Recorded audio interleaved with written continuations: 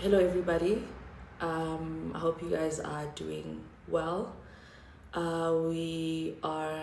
This live is about how to become a doctor in South Africa. I'm not going to be on my own on the live. I'm going to be, sorry if you guys are hearing cars, I see your comments. Unfortunately, I cannot do anything about it. Everyone is commenting about cars. Oof. Okay. Yeah. So what I'm saying is this live is about how to become a doctor in South Africa. I am not going to be on the live on my own. I'm going to be joined by different guests from different universities.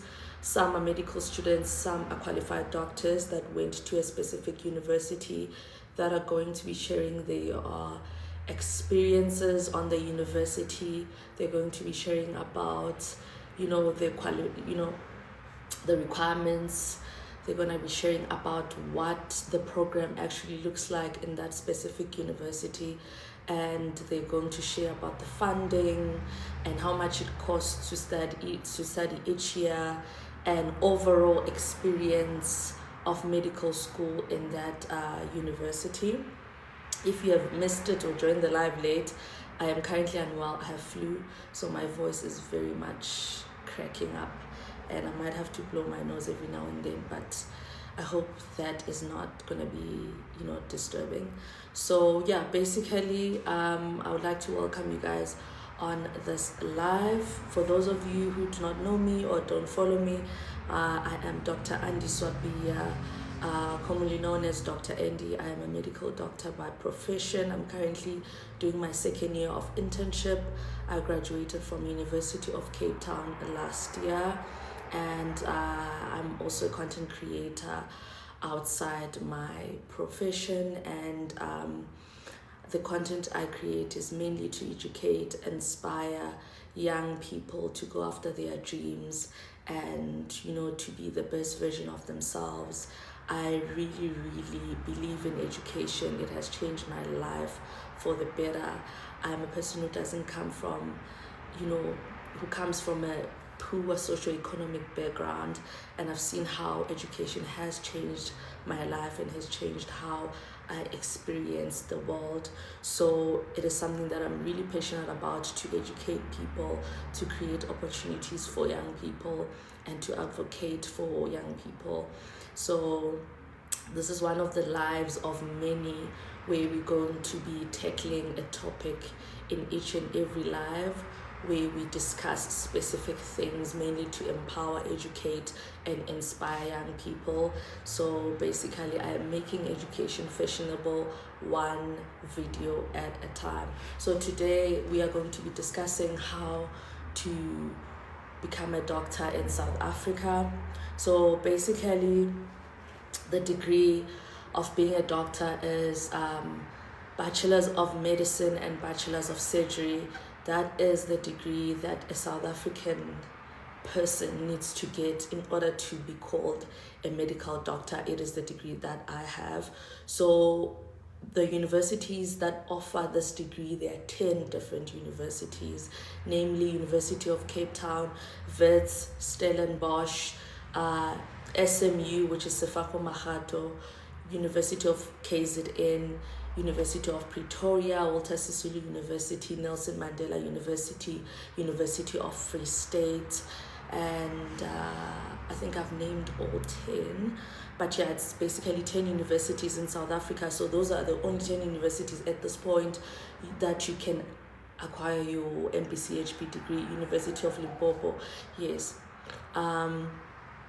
I think University of Northwest is about to introduce their MBChB program as well. So soon we're going to have 11 universities. Someone is asking, DUT? No, there's no medicine in a University of Technology. So those are the 10 universities. So basically, medicine is a bachelor's degree, right? It's a 6-year program on average, but at University of Free State they have 5 years, right? So you have to finish all the 6 years in order for you to be a qualified medical doctor. At University of Free State, their program is 5 years, and then they are medical doctors, right? Those are the main things that you need to know. So when you're applying for the MBChB degree, which is Bachelor's of Medicine and Bachelor's of Surgery. So when you get the degree, when you finish the 6 years, you are now qualified as a medical doctor, right? Whether you're an intern, right now I'm a medical intern, but I am a fully qualified medical doctor. I do not have to finish internship or ComServe for me to be called a doctor. I have a doctor title because I finished med school, so that's how it is, that's how it works. So another thing that I wanted to mention was that when it comes to the subjects in a nutshell, when you're in grade 10 and you're choosing subjects, the main subjects that they are looking for across universities are maths, pure maths, and physical sciences. You are not really required to study life sciences in order for you to qualify to study medicine. They don't require life sciences. Physical sciences and pure maths is already enough, right? But it is quite useful to study life sciences because you get the basics before you get to university. But there are people who are studying medicine or who qualify to study medicine without having life sciences as part of their subjects. So those are the things that I just wanted to cover before I have my speakers on the live, where we dive into, each and every detail. Those are the overall things that you need to know before you start comparing and asking yourself about requirements and stuff. So I'm just gonna quickly add my guests on the live, and there we go.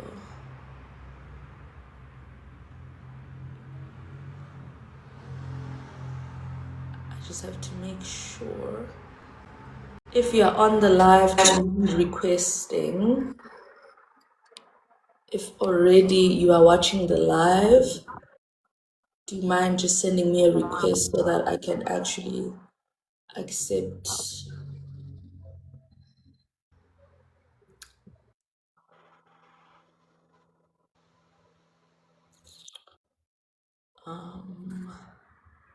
Sorry guys, you just have to be patient with me a little bit. I'm trying to figure this thing out. I have multiple guests that I have to add, so I'm trying to figure out how to add all of them because I can't see them under requests. So if you are watching the live and you are part of today's panel, if you can just request, I think it's going to be so much easier for me to accept you on the live. Let me see. There we go. We have our second guest.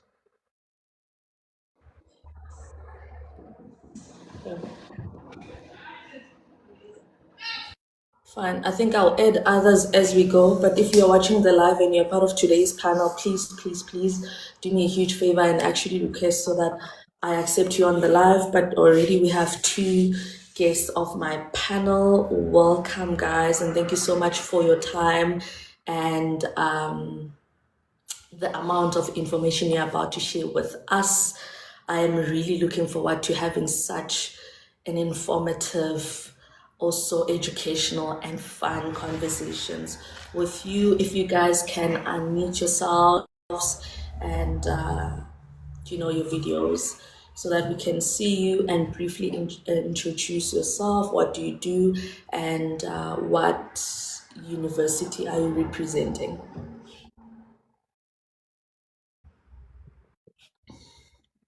Good afternoon, everyone. Dr. Nelson Diso, I don't think you are audible enough, Sissy. I am struggling To hear you, but I'm gonna keep up my volume. Hi, can you hear me now? Yes, I can hear you now, 100%. Hello, everyone. My name is Nontindi Somhlongo. I'm a medical doctor. I graduated from the University of KwaZulu-Natal last year. I'm doing my first year of internship.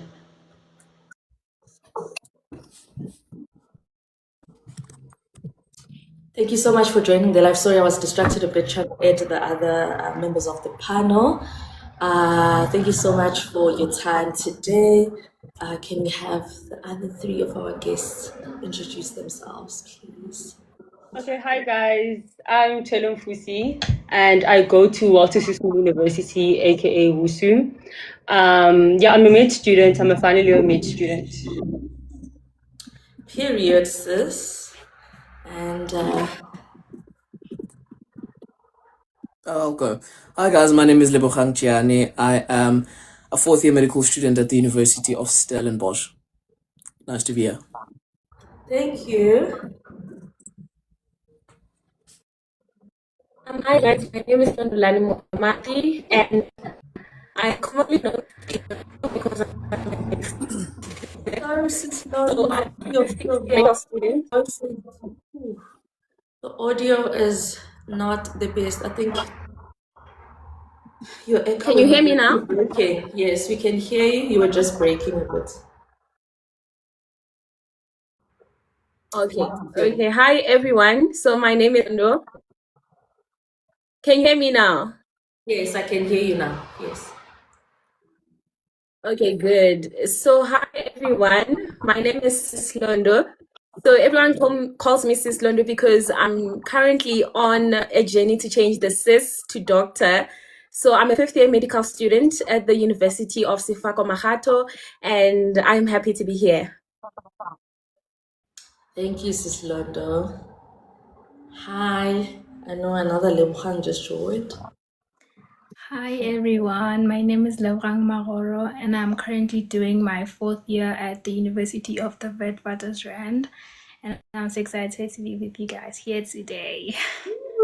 We are excited to have you. So far we have UKZN, WSU, we have Stellenbosch, we have Wits and SMU, ne?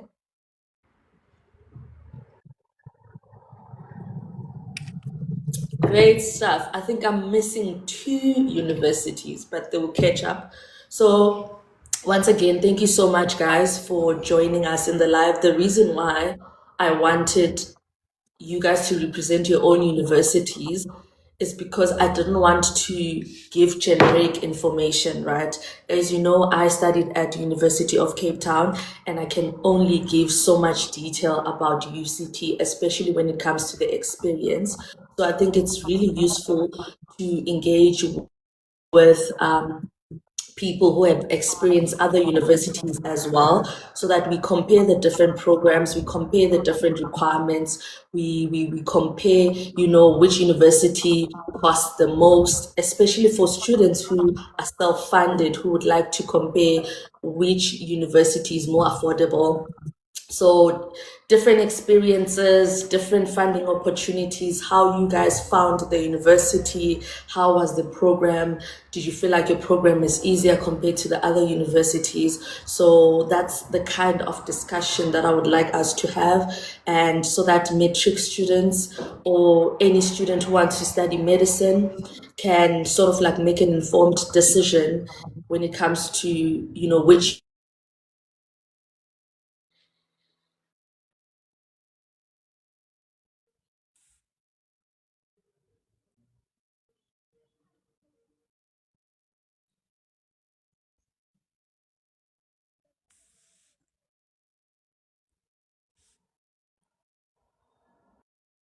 that you went to or that you are currently attending, or how did it choose you? Because sometimes we don't choose the university, it somehow chose us, or we somehow ended up there. So just briefly, they say they can't hear. Well, I think there was a problem with your audio, but it's fine now. We can hear Oh, you is now. it fine now? Yeah, it's fine now. It's Oh back to my normal. God. It's fine. I'm But so it was just sorry. for a brief moment, but it's fine. Oh, We okay, had sure. So basically, what I was asking from you guys is to share why did you choose the university that you went to or the university that you are currently attending, or how did it choose you? Because I know sometimes that you might end up in a university where you didn't want to go there, but you find out you found yourself there. So, however your story is, just briefly share with us, please.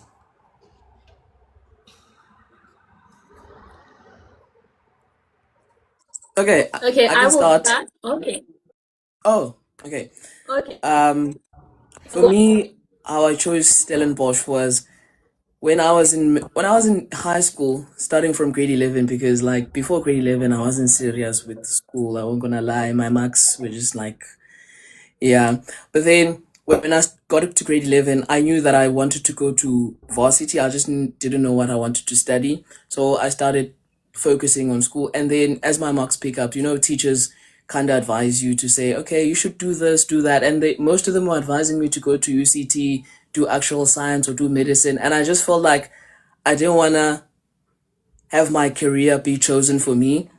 So I started researching my own courses and degrees that I'd like, and I was like, I lean more towards medicine, and then I actually like wanted a uni that was like not well known because a lot of people were suggesting UCT, VET, UKZN because I'm from KZN, and I was like, I want my own university so that if I come across any challenge, um, if I come across any challenge in that degree, at least I know I did it for me because I don't want to choose a career whereby I'm struggling and I'm like, I don't think this is what I wanted. I know it's my fully choice. So that's how I chose Stellies and I really liked it ever since I've been here. I don't think I would have wanted anything else. So yeah, thank you so much. Okay, so I just have a follow-up question. What did you hear about Stellies that made you choose Stellies instead of other universities? And do you feel like you've made the best decision? I think I made the best decision. I think what I liked about Stellies, it was just like it wasn't well known, So when somebody decides, especially when you're like from places like KZN, when you decide to go to Stellenbosch, that is really your own choice and like an informed decision you take on your own necessarily. It's not in it's hardly influence from other people. So that's why I was like, I want a uni that I'm going to search on my own, find out everything about, and just choose. And when I searched Stellenbosch, it was like, oh, I've heard of the place, and I know they probably had a uni. And when I searched about it, I was like, it seems cool. I just liked it, and I thought it was amazing. I actually liked the visuals, like the aesthetics that were on the pictures. But unfortunately, I'm on the medical campus, and it's not what I wanted. But either way, even here, I still like it, and I think I did really do take a good choice because the growth I've had in Stellenbosch, it's been amazing. I really loved it. I mean, I have nothing to compare to, but for what I know, as far as I know, I'm very happy for choosing Stellenbosch. I really like it. Okay, no, we are happy for you that you're happy with your choice. Can the next panelist share with us why did you choose your university or how did it choose you and are you happy with your choice? Guys, I just to confirm, can you all hear me? Oh, I'm so sorry you are breaking. Am I audible? Let me try. Can you now hear me? I think it's Yeah, it's just better now. I live in the Bundus, okay? It's the Bundus. Okay, so please understand. So happened is that when I was in grade 11, I was watching Body Bizarre. And when I was watching Body Bizarre, there was a child who was being operated on. The child had a brain tumor. So after seeing the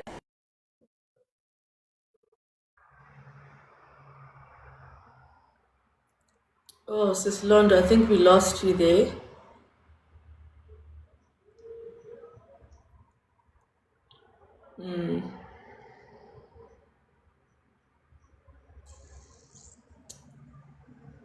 Oof. I cannot hear you anymore. Yeah, I think Now? perhaps, yeah, now I can hear you. Okay, We lost you good. for a couple minutes, yeah. Yes, so I was saying that my journey with medicine actually started in grade 11. I was actually at the beginning of the year. Actually, it was on the 31st of December, the year in which I was going into grade 11.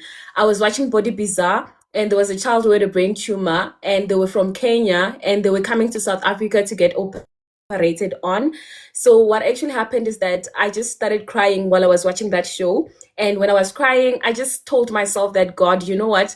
I want to do medicine because if it means that there are more kids out there like this, I want to be one of the helping hands. So that's how I got into medicine. And then I actually prayed about it, and that decision was also affirmed. So in the whole entire grade 11, I knew that I wanted to do medicine. And then when I went into grade 12, I knew that I'm applying for medicine, and it's medicine or nothing for me, because I felt as if that is where God has called me, and that is what I was definitely going to do. So when I then passed my grade 12, I passed with all 7 distinctions, and then I came into grade. I applied to 5 different universities, and then I had applied to Wits, UCT, UP, and then Stellies, and then SMU was my last choice. So I remember when my results came out, and then I was receiving offers, but I was receiving offers for actuarial science. And when I was receiving offers for actuarial science, I knew I've always wanted medicine. Then I actually ended up not having any offer. And then because I had to cancel all the offers for actuarial science and whichever career. So at the end, on the very last day where I had given up because I thought I was taking a gap year, I then received an offer from SMU. And when I received an offer from SMU, I basically packed my bags and I said, I'm going, whether I'm going to be attending. And as long as at the end of those 6 years, I'm a doctor, I told myself I am going. And that is how I got into this university. And so far, am I happy? I think happiness is subjective. Myself, I am happy. I do have a lot of things I could possibly complain about, but I am happy because it's now 1 year to go, so I am happy. But with the choice of the university, I can recommend it on different things, and I will mention some of those things. Okay. Oh, thank you so much for sharing your inspirational story. I know every one of us have a different kind of story, and I always tell people that it is better to study something that you want at a university that you didn't want than studying something that you didn't want at a university that you wanted. So thank you so much for sharing your story, and welcome Musa to the live. I didn't welcome you when I was welcoming everybody else, but thank you for your time and thank you for joining us. We can have the next person sharing why did you choose your university and are you happy? Hello guys, to those that joined now. I'm Mr. and I studied at KZN. So for me, UKZN chose me. My marks were not great. I didn't get 7 A's. I got 4 A's, 2 B's, and 1 C. So most of the other universities that I applied to did not accept me. I was accepted for my second choices mostly. Even UKZN accepted me for my second choice. But then after some time, around Feb, they sent me an offer and I was really happy about it. And I'm really grateful that UKZN chose me, and I was quite happy about my university. Thank you. All right. Thank you, Doc. Okay, I'll go next. Oh, sorry. For me, I would say Vets chose me. It was my third choice actually. My first choice was UCT, and how I got into Vets was, I remember on the actual day where results came, I got acceptances to both UCT and Vets, like around the same time, and I remembered like which one should I choose, and in the moment I chose my first choice, which was UCT. And then later on I was just sitting with my family, we were discussing the finances of things, the funding and things like that. And then at the moment I didn't have funding, so I ended up submitting like, what is it called? Like withdrawing my acceptance to UCT. Yo, that was a hard decision to make. It was like I got into my dream school and I can't even go because of finances.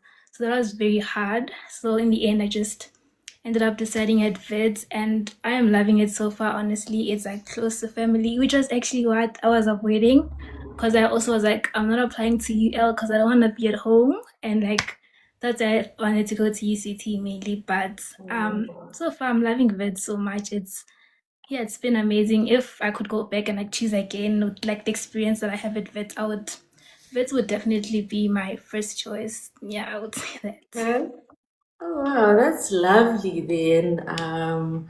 Yeah, with the issue with funding, especially UCT, it's very expensive.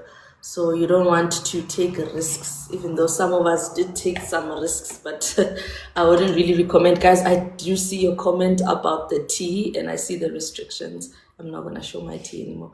I don't know why TikTok says my rooibos tea is harmful, but anyways. Sorry, if I have missed someone who's supposed to be part of the panel, please write in the comments and then I'll add you.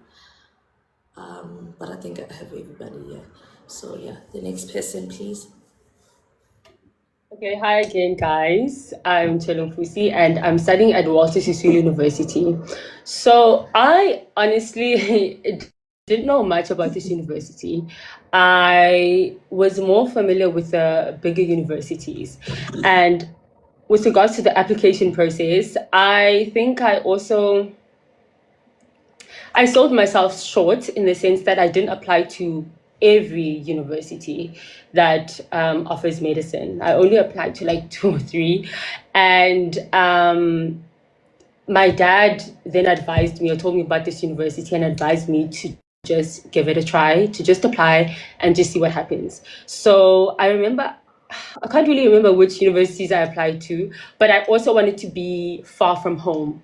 And I'm from KZN, so UKZN was not an option for me. I remember I didn't apply to UKZN, but I did apply to WITS, I think, and UP.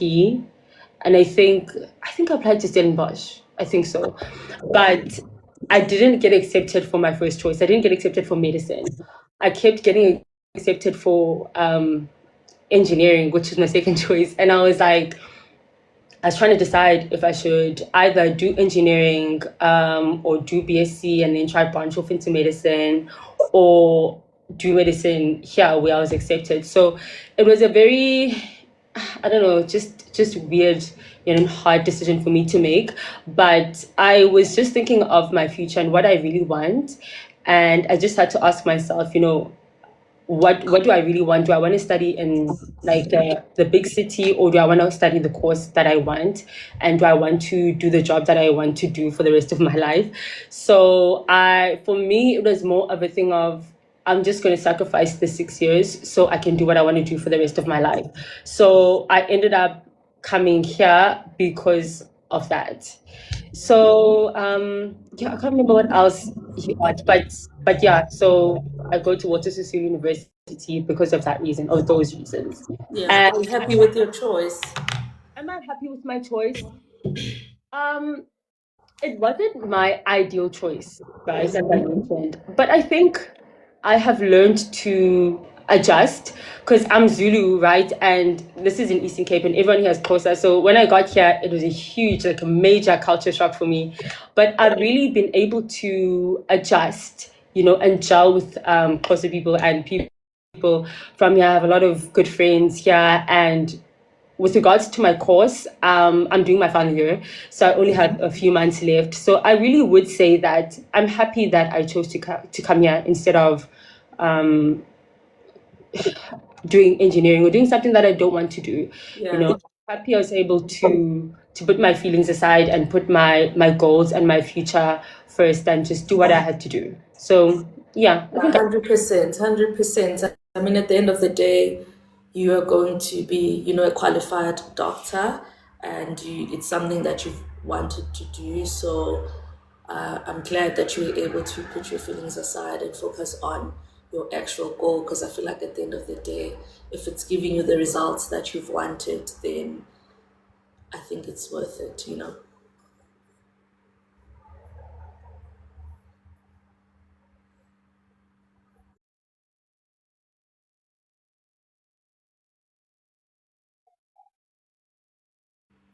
Musa, I think you're breaking a bit.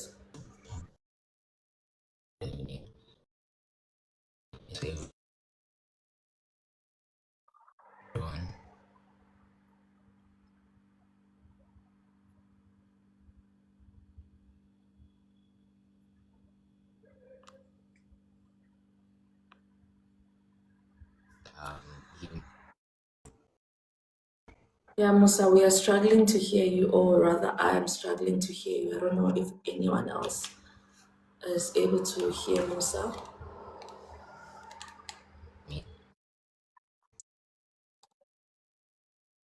Can the other people hear me? We can hear you now. Okay. Good evening, everyone. My name is Musa Butelezi, and I am doing my second year of medicine at UCT.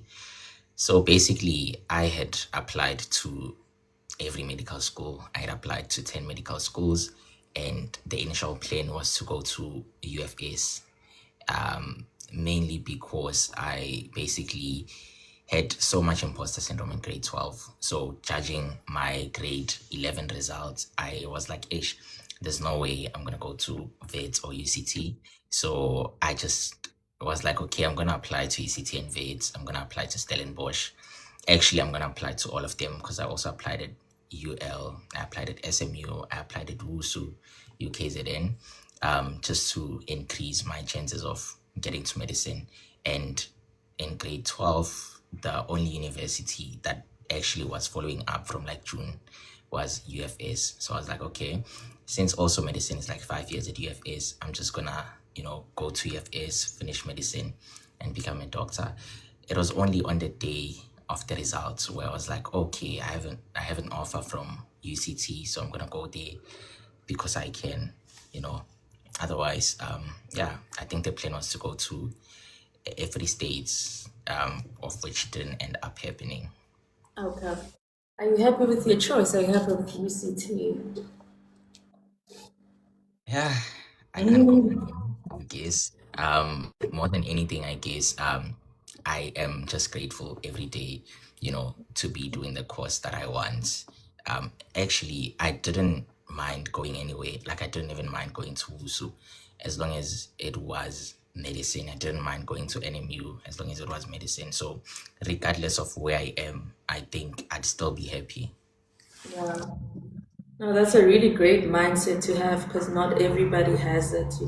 Other people would prioritize going to their favorite university over doing the course that they actually want, and they don't realize how that can impact you because that's how you end up stuck in a program that you didn't want to be in the first place, in the name of, oh, I can transfer the following year to the program that I want, and then now you end up being stuck and end up not enjoying the actual university that you thought was going to be the best for you. So yeah, I wish a lot of people can have the mindset that you have.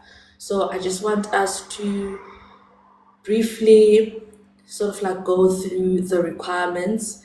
My first question would be, is there a university amongst you guys that requires life sciences? That if you do not have life sciences, your university will not accept, just by like a show of hands?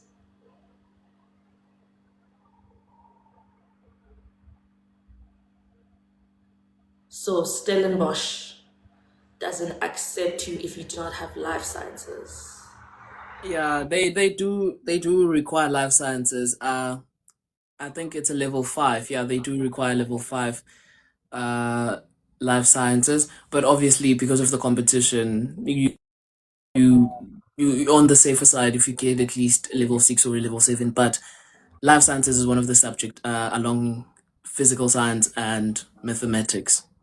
So at Stellenbosch, they require all three subjects: life sciences, physical sciences, and maths. Yeah. That if you are someone who has two out of the three, you can never get into Stellenbosch. Yeah, I think so. You do need life sciences as part of the requirements. So yeah. Great, great. Thank you so much for clarifying. I saw two hands as well as UKZN and will do the same thing, that you have to have life sciences, physical sciences, and maths. Okay, it's something that I actually didn't know, because the last time I checked, some universities it was either physical sciences or life sciences or just physical sciences and maths. So already now, if you are in matric and you do not have life sciences or you do not have physical sciences, you can somehow judge that Stellenbosch, UKZN, and WSU might not accept you. You need all three subjects to be accepted. But then UCT and SMU and UP, they didn't raise their hands. So hopefully you have applied to those universities if you do not have life sciences as part of your subject. Okay, cool. So just briefly, let's go through the actual minimum requirements that somebody has to get on their subject when they're applying for medicine at your university. What is the minimum requirement?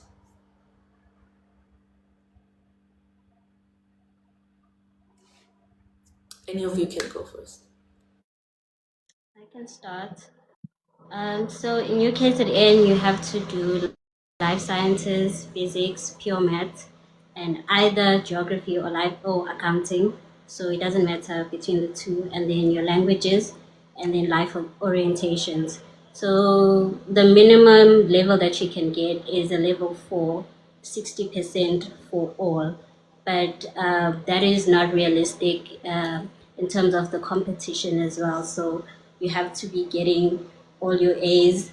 And then the average that they take is for all your subjects, 65%, from 65%, but obviously they will start from the higher marks and then they take going lower down.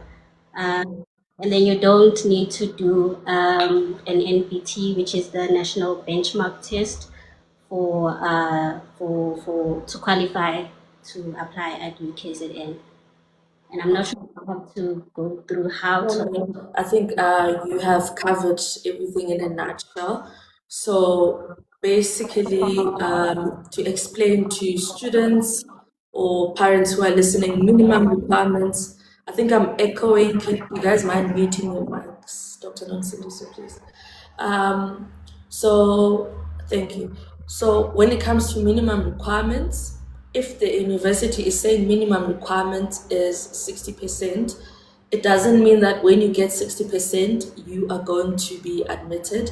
As she mentioned, that they're going to take from the top students or the top performing going down. So you might find yourself with your 60% or your 65% average and still get rejected because of how tough the competition is. So every time you hear about minimum requirements, I don't want you to relax and say, okay, I'm already getting the 65% average, therefore I'll get accepted definitely. And thank you so much for also clarifying about the NBT, because it's a really, really, sometimes confusing thing when it comes to your applications to know which universities require NBTs and which ones do not. But what I always advise people would be just write the NBT test and get over and done with. So if a university asks for it, it's fine, it's already there. If they don't ask for it, you wrote it, you didn't lose anything. Instead of trying to not write it and then discover at a later stage that the university that almost accepted you actually required NBT. So thank you so much for clarifying that. And you did mention about the other subjects. Do they necessarily have to be like your geography or specific subjects, or it can be other subjects like CAT, agriculture, business, or whatever the case might be? Yeah, I think it can be other subjects. The main ones are life sciences, physics, and pure math, and then the languages and LO. All right. So, yeah. Thank you so much. Okay. Can we have WSU please briefly explain the minimum requirements, the subjects that are required, minimum average, and does the university require NBT or not? Okay, thank you. So as I mentioned, you do require life science. So you also require physics and maths. So you need those three. And then you need English, obviously. Then you can add your other subjects. And with regards to the minimum requirements, you need a minimum of level 5 for everything. But obviously, as you guys have previously mentioned, having the minimum requirement doesn't guarantee you a slot or a space in the university. So yeah, you just have to get as high as possible to get in. And NBTs, I don't think NBTs are requirements. So I'm going to say no, because we didn't write them. And I'm not sure if it was just a COVID thing, but I've also asked other people, they haven't required NBTs. So I don't think that they're a requirement at Walter Sisulu University. Yeah. All right, cool. Just to follow up on the two questions so that we just have one round on the requirements, I just wanted to ask you, Dr. Nonsindi, so when it comes to the results, the grade 11 final results, the grade 12 results, which results do they really look at? And how is there like a sort of distribution or how much each results weigh? Is like 50% considering your grade 11 final and 50% considering your grade 12 final? How does it work? Because I know with universities where NBT is required, they'll tell you that NBT weighs a certain amount and your final NSC results weigh a certain amount. Is there something like that at UKZN? And if not, which results really matter the most when it comes to applying? Okay. So when we apply at UKZN, we use the Central Applications Office website. So our applications are cut off from June 30. So that's when applications close. So you use your marks that you have at that time. So you use your March marks, and then you keep adding you use your grade 11 marks, then you use your March marks, and you use all your marks, and then depending on whether you qualify at that time. So around September of grade 12, some people are already given conditional offers. But I think your final grade 12 mark is the cutoff, because if you've qualified with your grade 11 marks and you got a conditional offer, you can still, the offer can be forfeited if your grade 12 marks don't meet the standard. So, yeah. Okay. So basically, what you're saying is at UKZN, you just have to make sure that you perform best from grade 11 final throughout your grade 12 because they require all those results. Great. Okay. Okay. Now I just want to follow up the same follow-up question with WSU. Which results matter the most? Is there a thing like that? Or also for WSU, they require all the results from grade 11 final? I think it's very similar to UKZN, but with regards to conditional acceptance and stuff like that. But your grade 11 results have to be good. They don't just take your matric results. Like your grade 11 marks have to correlate with your matric results. So you can't really just be like, oh, you're just going to chill in grade 11 and then like change gears for matric. It doesn't work that way.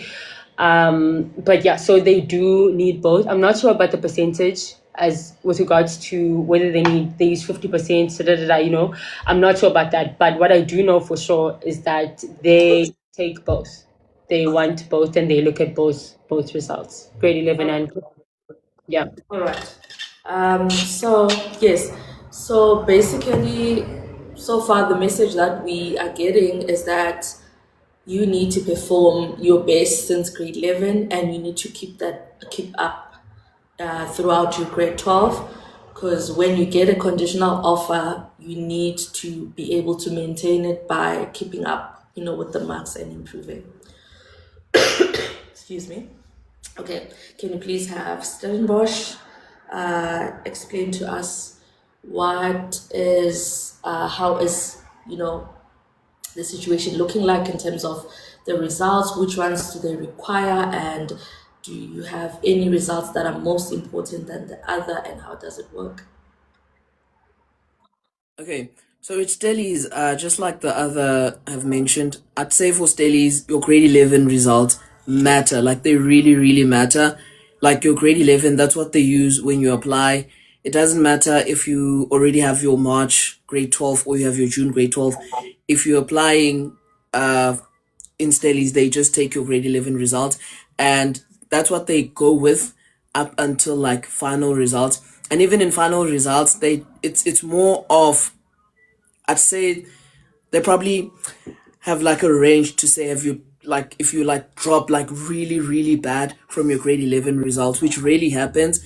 But even if you like your average from grade 11, when your final marks come out and it does, your average has dropped compared to your grade 11, if you had a conditional offer, you from your grade 11 results, they'd still take you. And most of the time, if you didn't get accepted because of your grade 11 results, they use the matric result as a filler, because some people, like, I think most people, they apply across different universities, and let's say if UCT was your first choice and you got a conditional offer in Stellies, but then when you get your final offer, you take the UCT offer, then space opens up, and then on that space they can then go to say, okay, to the people that applied, then they look on the grade 12 results. But for conditional offers, they just use grade 11 results, and the grade 12 results is just to see that do you still keep the standard, but it's not to revisit.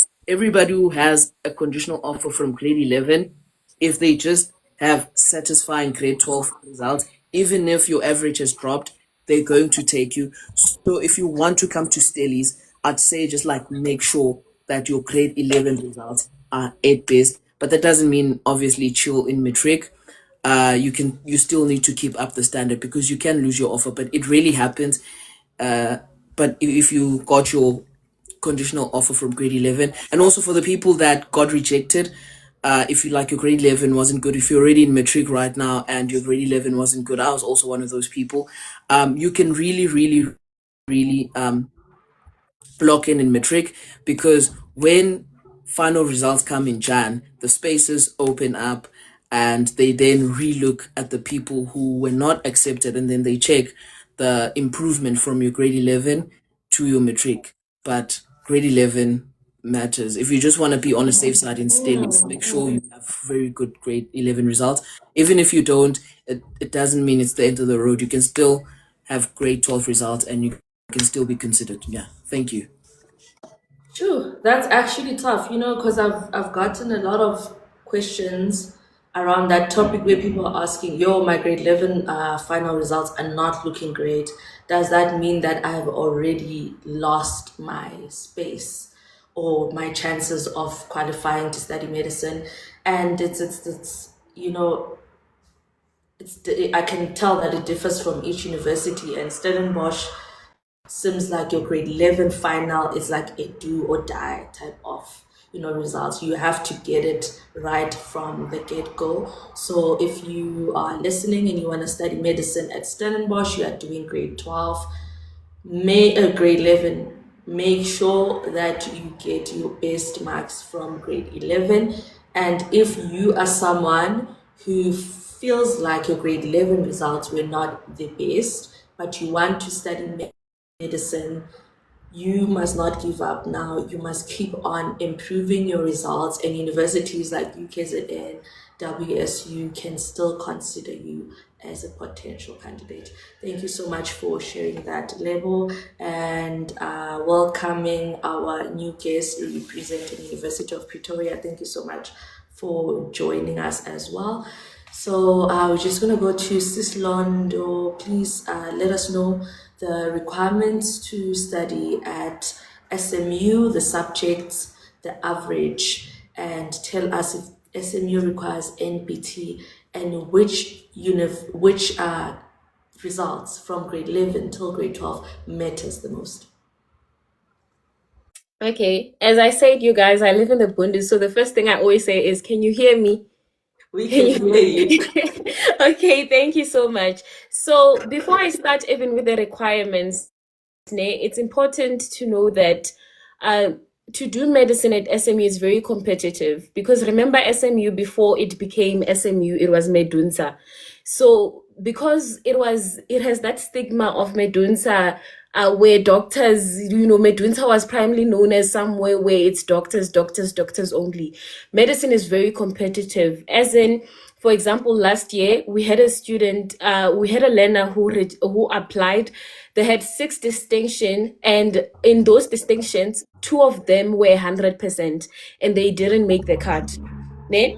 So, and before I even go into the requirements, I also have to highlight that in SMU, there is an extended program. So there's that one where you do 7 years, and then there's the mainstream. So when you're in the extended program, the requirements are different, and they are not out there, but you are considered on special conditions. And then there is the mainstream. So when I talk about requirements, I'll be talking about the mainstream, which is the 6 years, not the ECP program, which is the extended program, right? So with grade 11, one thing about SMU, let me tell you, they will keep quiet the whole year. And they'll only talk to you in January, somewhere there. And let me tell you why. Their things don't work. So just know that if you're waiting for SMU to say something about your grade 11, you applied with your grade 11 or whatsoever. When I applied for my year, I did not even update my grade 12 marks. I only got an acceptance letter after my grade 12. I had not heard from them the whole entire year. I think that's why I had forgotten about them. Ne? So for the minimum requirements, your minimum APS has got to be 38. Ne? So for English, you're going to have a level 6. And then for mathematics, you're also going to have a level 6. For physical sciences, you're going to have a level 6. Life sciences, you're going to have a level 6, and then an additional subject, you can have a level 5. An additional subject 2, you can have a level 4, and then life orientation, you have to have a level 5. But with all those requirements, even if you meet them, if you're the first, what they do is, what I've realized is that they take those who have 7 distinctions first, and then they follow up with the other ones who are remaining. So I feel as if the biggest thing that you can do for yourself is to make sure that you have like level 80s on everything. So the average is, I'm not really sure, my average was 90%. So the other people, what I noticed is that when I was applying, my friends had 6 distinctions, but you could find that they had 6 distinctions, but their average was higher than mine, but they wouldn't get a space. So meaning that they would consider the ones with 7 distinctions first, and then the follow-up would be with 6 distinctions, and then getting in with 5 distinctions is very rare, but it is possible. But most of the time, the main aim is for you to get all 7 distinctions. You do not play. You have to cook those distinctions, because if you don't cook it, you will be cut.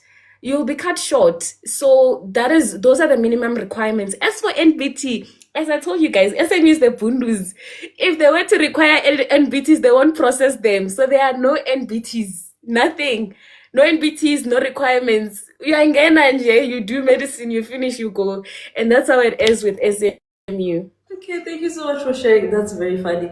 But what I'm getting is that it's still very competitive to get into SMU, because what I've been hearing from the other universities, UKZN, WSU, they've been mentioning an average of 60, at least 60%, and you're mentioning level 7, which is 70%, which means now the requirements there are a bit higher. And obviously, as it applies to the other universities, it doesn't mean that they're going to accept you with your minimum requirements. But for the fact that their cutoff time is like their cutoff level is level 6, that's very, very competitive. But yeah, thank you so much for sharing. Can we have Wits University share the minimum requirements? Okay, so for VET, I'm actually not sure which one matters more between grade 11 and grade 12 marks, but you do submit your grade 11 marks, and they are considered for like early admission, and then obviously your grade 11 marks. And then in terms of the levels, so you need mathematics as well as English level 5, and then you need either physical science, it says and or, so you can have one or the other or both of them, and they must be a level 5 as well.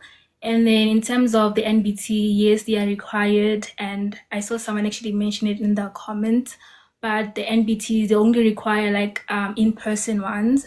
So if you wrote your NBTs online, it will not be valid. So that will not be considered. And another thing is that you must, for next year, you must write your NBTs before the 17th of August this year. So if you haven't written them yet, please write them before the 17th of August. And then in terms of so going back to the subject, so it's mathematics, English, and then physical science and or life sciences. And then also consider your other two highest subjects in terms of the percentage, not the level. So they consider 5 subjects, and then the subjects count for 60%, and then the NBTs count for 40%. So that's how they weight them. But yeah. That's actually very interesting. So, so your university is now the first one that is requiring NBT, and it weighs 40%, which is quite a lot. All right. So if you're someone who wants to study medicine at Wits, then you need to ace your NBTs, because it's almost like they're weighing the same amount as your final grade 12 results, which is really crazy. But yeah, thank you so much for sharing that. Yes, your hand is up. I just wanted to add one last thing to the NBTs. So they don't accept the basic range. And there's like the basic, there's the intermediate, and I forgot the last one. I think it's proficient or something. But so for AQL and mathematics, you need to get above 34. And then for quantitative, you need to get above 37. So yeah, that's it. 37 what percent? Is that percent that you're giving us? Yeah. Oh, okay. Okay, cool. Thank you so much for clarifying that. I saw in the comments somebody saying that Stellenbosch didn't tell us the average, what is it? I think minimum requirements, and they were talking about NBT. Maybe you probably mentioned it, but somebody missed it. If you can just briefly go over that in terms of your subjects, minimum requirements, and whether Stellenbosch requires NBT or not. I'm so sorry about that. Oh, sorry, no, it's okay. For your average, you need at least an average of 70%, but because of the competition, I'd say just aim to get at least an average that's above 80, because there is a tough competition. And with minimum requirements, they require at least level 5 across math, physics, and life sciences. But as I said, because of competition, you just aim for the distinctions. Just aim for all distinctions and an average that's above 80, so that you can at least increase your chances, because an average of 70 is really not that good. And as for NPTs, they do not require NPTs, but there is a special category.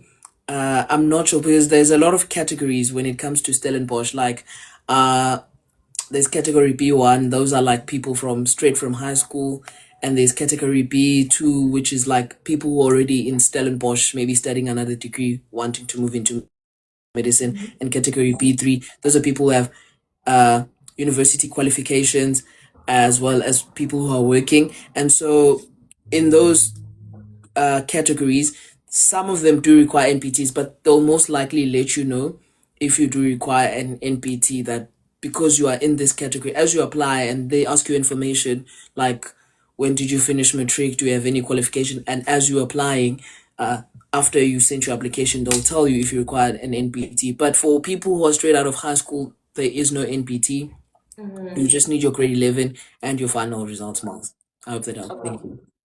Thank you so much for sharing that. I hope the person who was asking now got the answer. Another thing that I just really want to mention is that the universities that require NBT, they have a deadline. I saw someone saying they booked their NBT for September.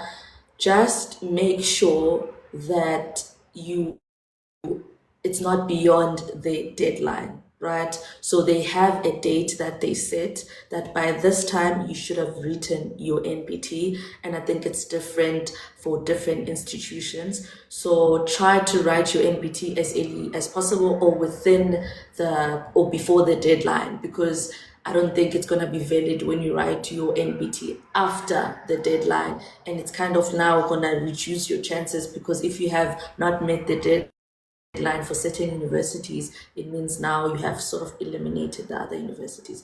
But yeah, let's go to UCT.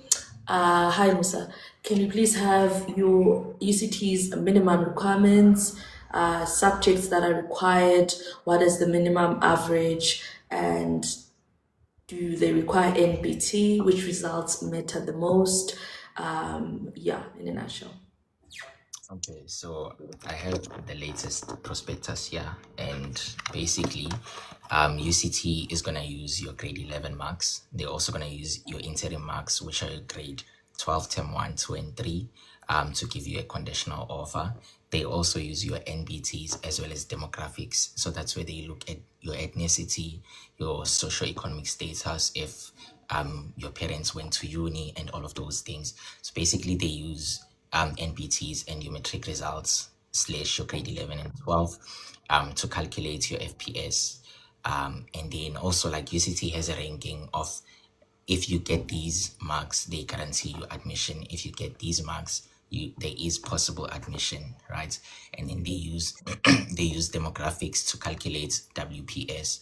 So WPS is basically a combination of FPS and 20%. If, like, you are completely what do they say? If you are basically disadvantaged, they calculate 20% of your FPS and then add it to your FPS as well.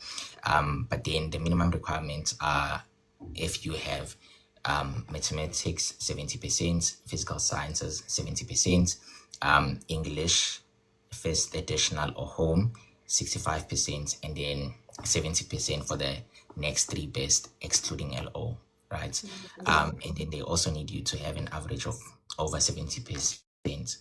And then for your NBTs, they need you to write AQL and math, and I think same as VET, you need to have intermediate results which are above 34 and 37%.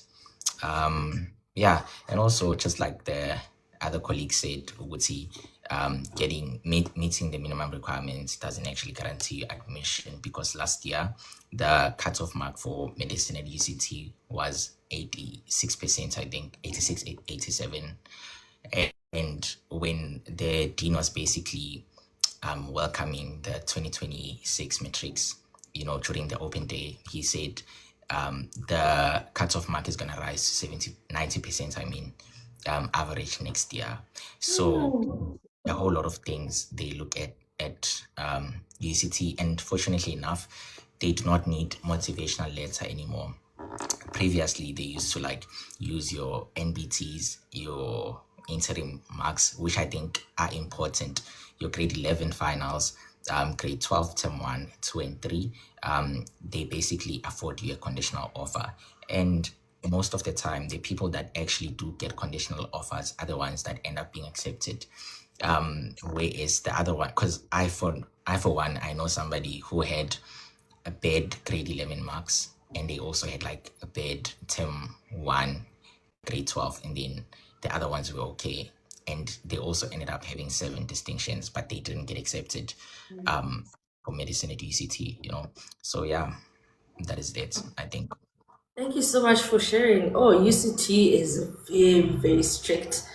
And I think it's because they receive, excuse me, they receive a lot of applications, including international. Which app do you want to open? My goodness, my Apple Watch. Including international students as well. So the competition is really, really high. And what I love about UCT, number one, if you want to study at UCT, make sure that you read their prospectus. Is very, very detailed. As Musa mentioned, that they're going to tell you that if you get to this average in these marks, you are guaranteed an admission. If you're getting these marks, we're probably going to admit you. And if getting these marks, we might, So already you are able to tell, because sometimes I do get DMs, someone DMing me their results or grade 11 results and say, do you think UCT is going to accept me? So you don't really have to wait for my reply. You can just go online and search UCT prospectus and actually read what the prospectus says, check your results, and see in which category you do lie. And when it comes to the average, say now the cutoff was 86%, which means everyone in that first year class had gotten 86% and above average. That's crazy. So if you are someone who wants to study medicine at UCT, you need to at least get 90%, as you've heard what Musa said, because the competition is really, really tough. So getting the minimum requirement of 70% doesn't really guarantee you a spot. And what I actually do love about UCT is that they consider your financial background as well, like the school quietal that you're from and which area are you applying from. So they tend to try to have sort of like a balance and have a diverse class. Like they don't want to say, okay, now we're just looking at strictly how the students performed, because other students might have not gotten that above 90% average, but because they are from a disadvantaged background and they were able to get that 85% average, it means that they were able to do the most out of the environment that they come from. So they're able to sort of like boost you in a way to sort of like compensate from where you come from. So I think that's actually what I love about UCT. But yeah, students who want to study medicine at UCT, make sure that you log in and you get your 90% average and you write your NBTs on time. I think at UCT there is definitely a deadline. I'm not sure, I think it's 30 July, but you need to make sure that you write your NBT by 30 July and you also meet the minimum requirements when it comes to NBTs. Thank you so much, guys, for sharing. Now I just want us to briefly go through how your program is structured. What now do you actually study at your university in order for you to be a medical doctor? Just in a nutshell, because there's many of us that want us to spend a lot of time on this. In a nutshell, in first year, what courses do you do? Progressing to second year up until to final year, how does it changes? And how was sort of like your experience, and which year do you find that it is mostly challenging for you? I think I'm gonna start because I don't know if on your screen I'm like first, because Yeah, you are. I was going according to this. Now she's gone, so I'll just start. I'll try to speak as quickly as possible. But okay, in first year it's divided in 2 semesters, right? So first semester we did biophysics, biochem, and HPS and math. So those are the 4 modules that we did in first semester. Then in second semester, we did cell and molecular, GIT, and clinical skills. In second semester, we started being a bit more clinically based or patient based. Not that we went to hospitals or anything, but we had the approach changed. It was more patient based. Yeah. So it give us scenarios and just make it very patient based. Then in second year, and then we started doing tutorials. So I don't know if you guys do them in other universities, but we'd have like tutorials where we'd be giving like learning issues, things to go study, and we'd be given case and scenarios to go study, and then we'd come back and discuss them, I think every other day. So yeah, that's what we did in second year. Then in third year we continued with the tutorials, but we started learning more about the human body in particular. So we're focusing on different systems. So we did MSK, neuro, renal, just like the different systems. We started doing all of that in third year, and our tutorials. In third year, we also started being a bit more clinical. So in third year, we also started going to clinics. So we were divided and distributed amongst surrounding or regional clinics. So we'd go and see patients and kind of like play doctor, if I can say, but just like exposing us to patients. That's when we kind of started like being clinical. Then in fourth year, that's when we were fully clinical. we'd go to the hospital every single day. We just have tutorials and everything, but we would go to the hospital every single day. We'd see patients every single day. We'd do ward rounds, everything. That's when it started. And in fourth year, we did Gen Surge, ONG, or Obs and Gynae, pediatrics, psych, and inmate. So those are the modules or departments that we did in fourth year. Then in fifth year, we then did ENT, orthopedics, ophthalmology, and anesthesia. So that was for our fifth year is divided into two. So first semester we did what I just mentioned. Then in second semester we did ILCC. ILCC is basically it's rural clinical school or rural school of medicine. So they place us in rural areas, right? During that time for 5 months. I think it was 5 months. They place us in rural areas and they just distribute us amongst nearby hospitals. So not really regional, they're mostly district hospitals. And it just teaches us how to be more community based and also gives us a feel of what we're going to experience when we're doing ComServe.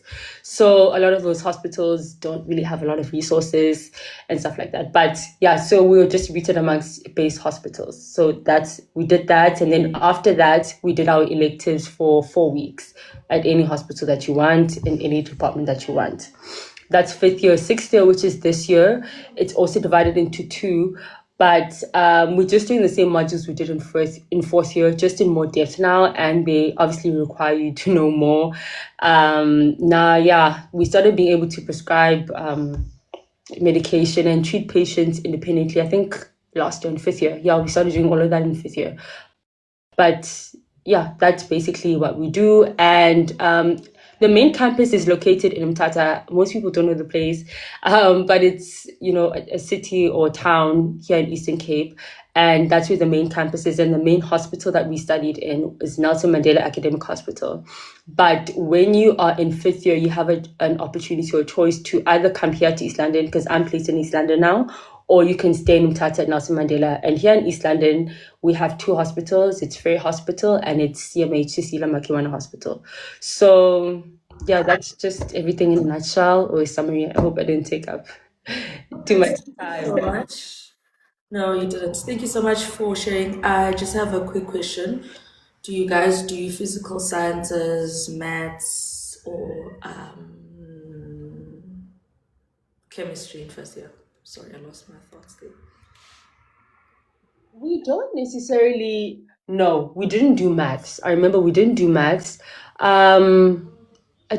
We did physics as biophysics. Yeah, we didn't do it exactly like high school, but there were some overlaps. There definitely were overlaps from high school, but we definitely didn't do maths alone. No. Okay. And chemistry? Not the way that we did it in high school. Not the way that we did it in high school. Wasn't the same. We did it as biochem, not full on chemistry like we did in high school, H2O, those kind of things. We didn't do it like that, but it was biochem rather. Yeah. I'm actually curious, is there a university that offers a maths course for university, medical students? Any of you studied maths in med school? Either first semester, first year, or no? Any of you did physics and chemistry that was very similar to high school? So SMU, UCT, and FITS, you do physics and chemistry that is very much similar to med school. Okay, thank you. So we're just gonna move to Stellenbosch. Just briefly highlight to us what do you actually study at Stellenbosch in order to become a doctor. How does your program look like? And perhaps you can maybe mention how is it different from WSU, if you remember. Okay, so for Stellies, there's a new curriculum that they introduced. Nobody has graduated, so I'm part of the second group. So I force people to do that curriculum are currently doing the 5th year now. So there is an outgoing curriculum, and this is the incoming and new curriculum. So with this curriculum that currently is being done, so you have first year to third year. That's your pre-hospital. Let me say pre-hospital years. So that's where you mostly attend lecturers. You have tests, and you most of the time you're in class. You do go to clinics, but I'll touch into that. And then from 4th year to 5th year, you attend affiliated hospital, which is Tigerberg Hospital, and that's where you go for your different rotations between surgery and medicine. And then 6th year, they actually place you, so they have some sort of a placement for themselves where they place you around Western Cape rural areas. So they want you just for you to have a touch of rural hospital. So they'll place you in Worcester, Hermanus, and just other places around Western Cape that are rural hospitals.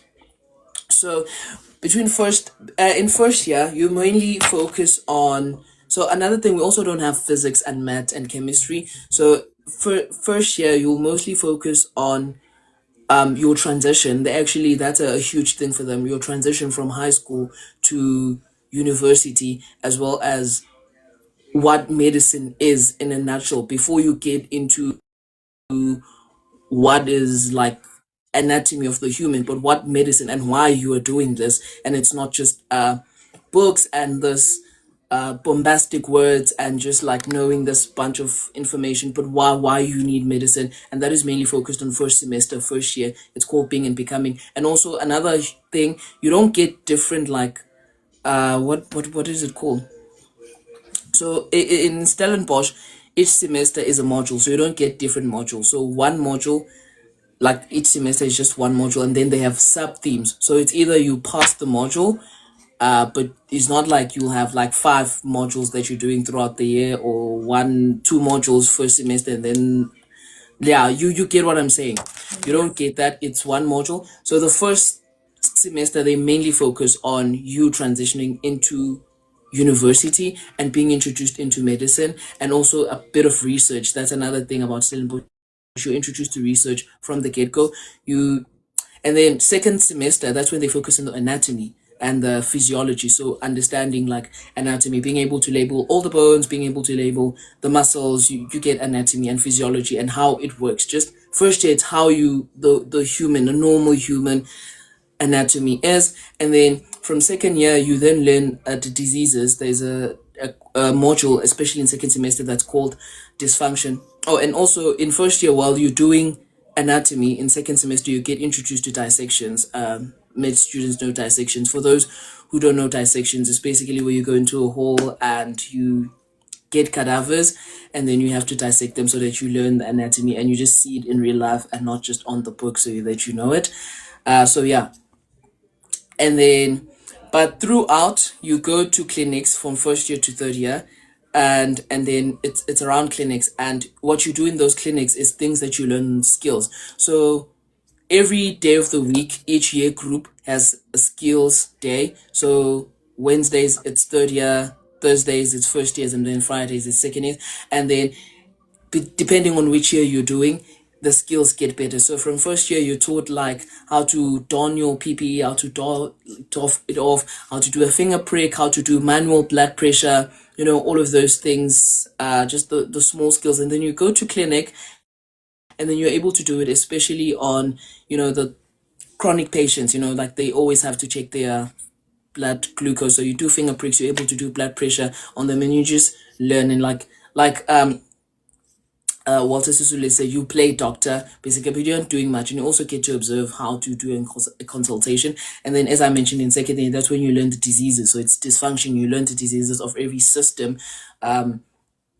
top to bottom.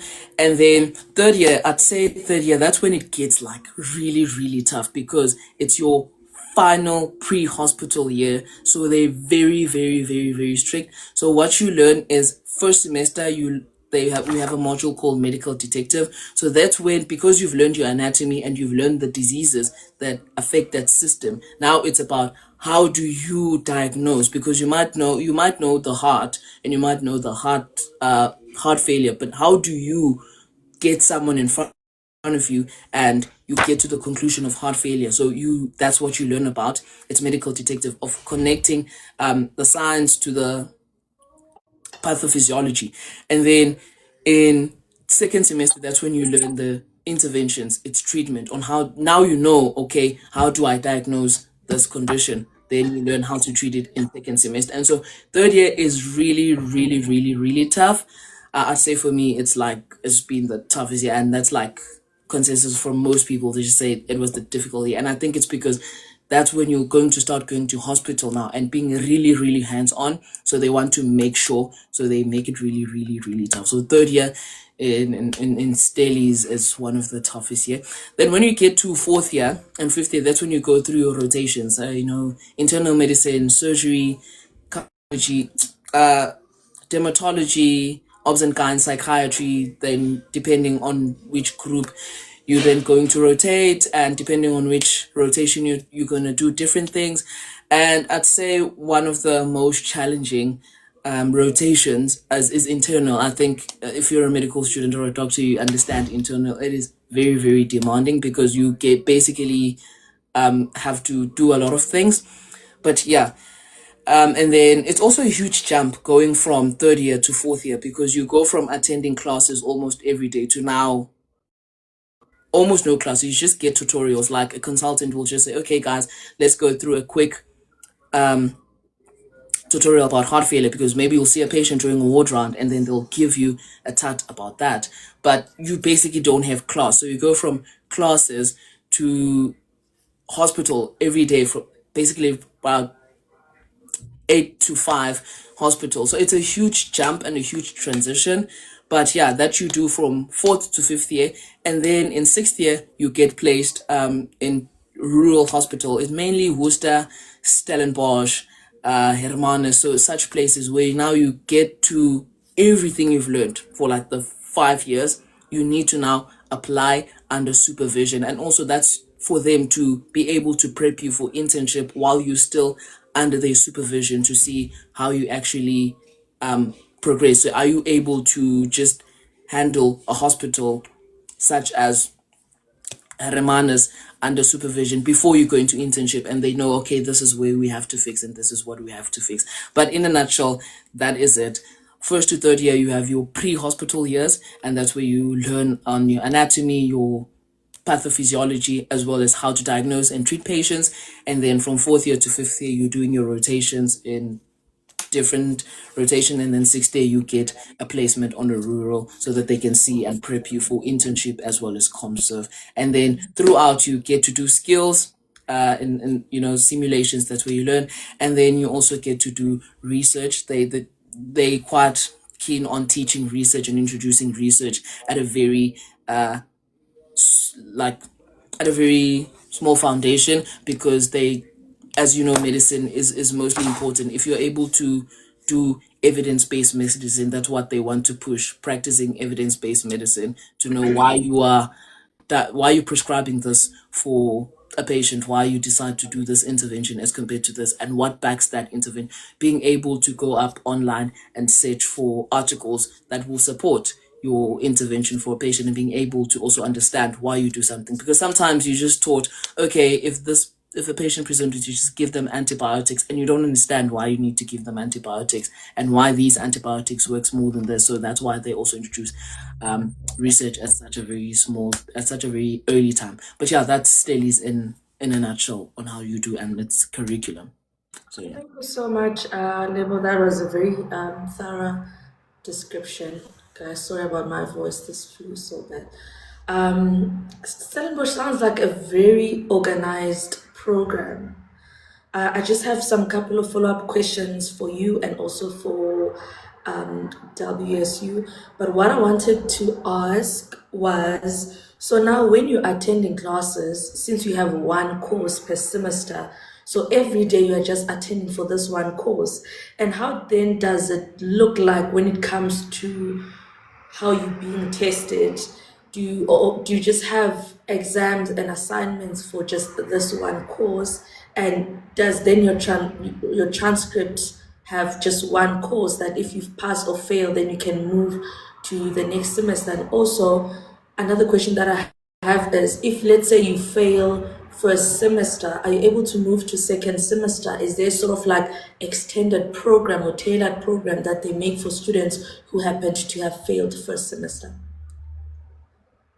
Okay, thank you so much for the question. So what happens is you yes, you get one module per semester, but you then get sub themes under that module. So for example, when you're doing interventions in third year, which is about treatment, you'll get cardiology or like internal, and then under internal you'll get all the themes, and you get surgery to say, okay, now maybe for the next 3 weeks we're focusing on surgery and all the different treatments under surgery, and depending on the module that you're doing.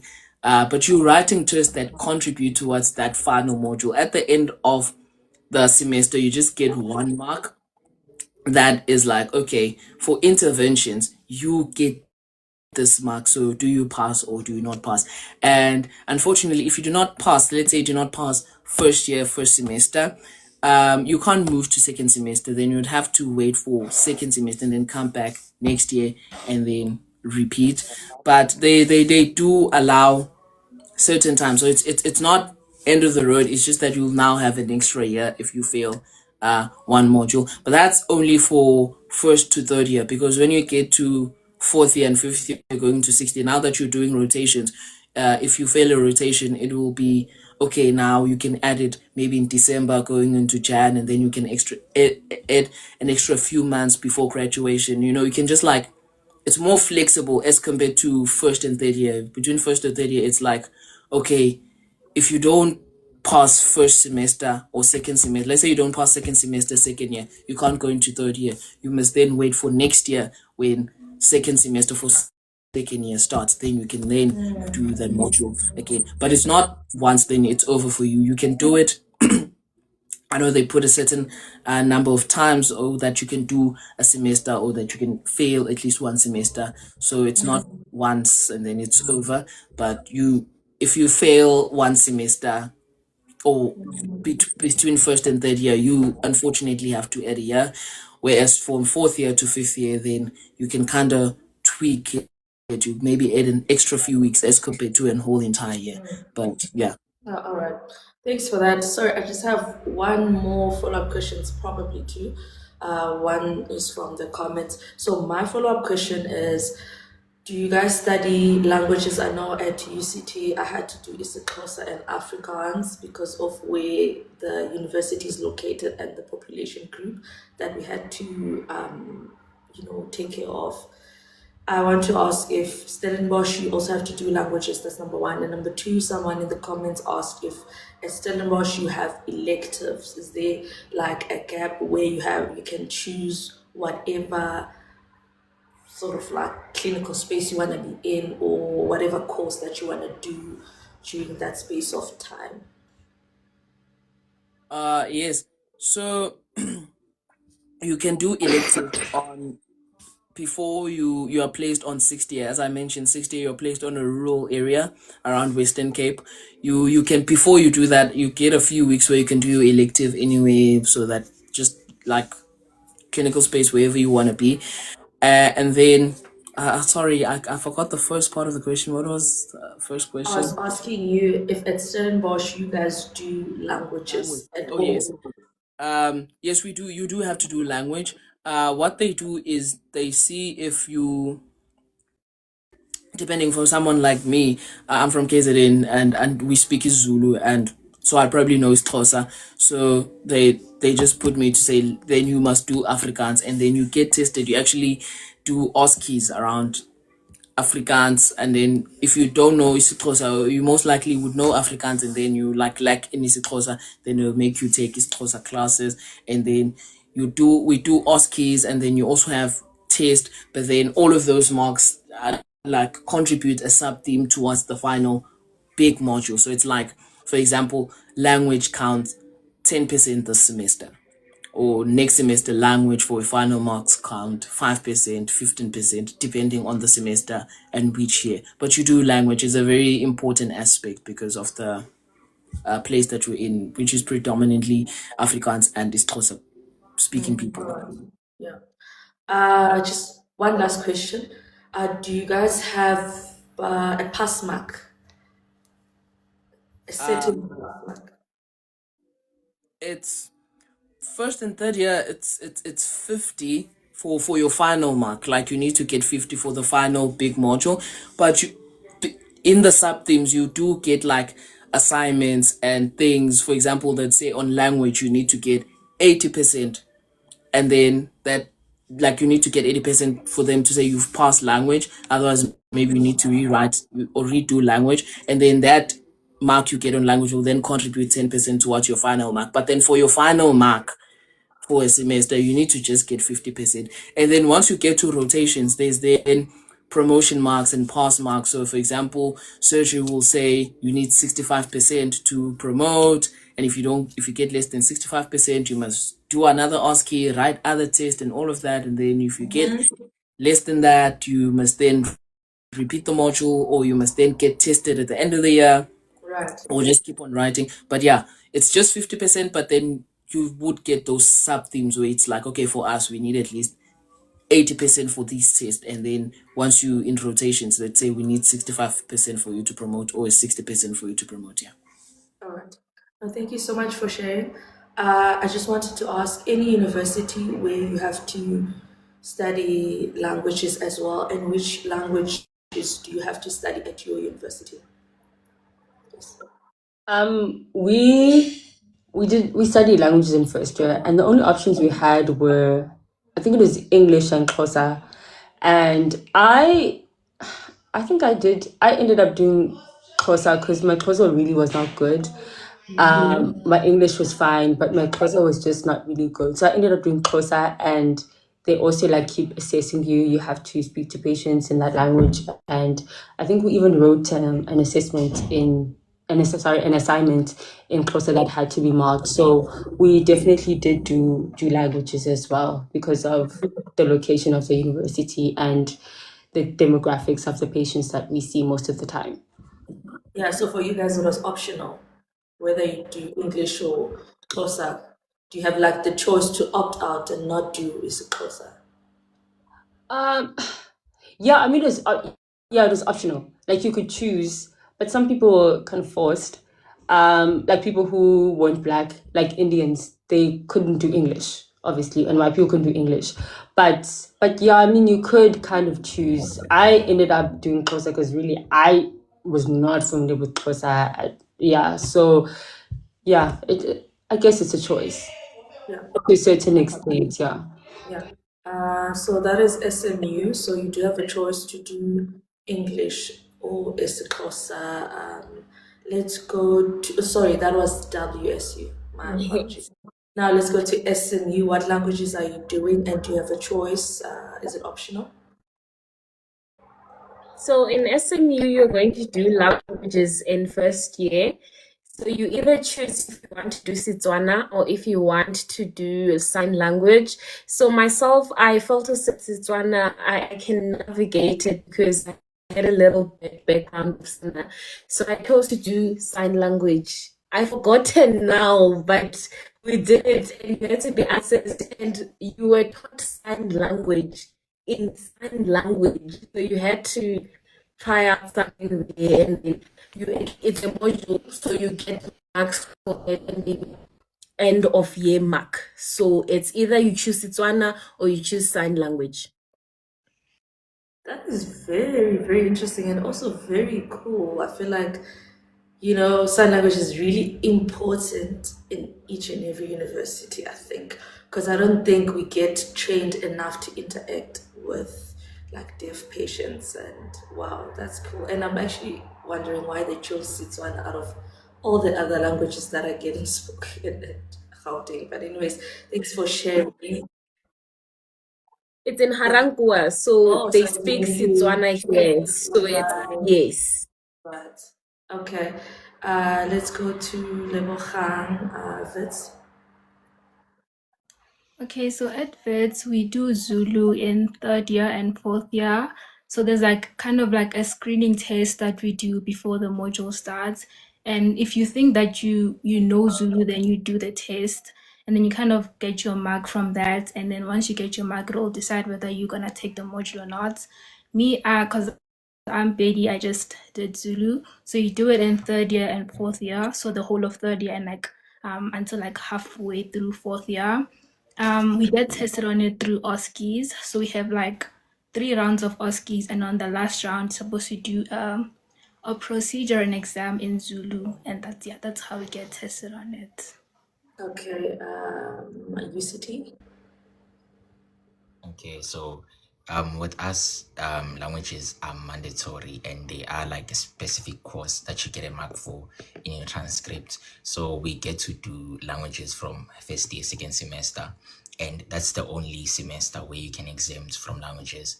And then from second year, everybody is forced to take languages. How it works in first year is you write an exemption test for Afrikaans and Xhosa. So those are the 2 languages we do at UCT. And then if you do pass, then you exempt from attending classes and not essentially the OSCE that you do at the end of the year. And then when you get to second year, the whole of second year, you do Afrikaans and Xhosa. You get tested through MCQs and OSCEs as well. So how OSCEs work is you're going to have 7 stations. 2 of the stations are going to be in Xhosa and Afrikaans. That's where you get to interact with the patient for 7 minutes in Xhosa and Afrikaans. And then in third year, you also do the same thing you did in second year. I'm not sure about fourth year and fifth and sixth year. Yeah, thank you so much for sharing. So, okay, my time of study, of which I don't think it's that long time ago, we didn't do languages from fourth year going up. So the languages courses were in first year and second year, and then as you move to third year, you don't have, I think even third year a little bit, but then going to clinical years, you don't really have languages. What I wanted to say, I actually saw a question, but then now it slipped my mind. Going to UKZN, do you guys have any language? And is it mandatory or it's optional?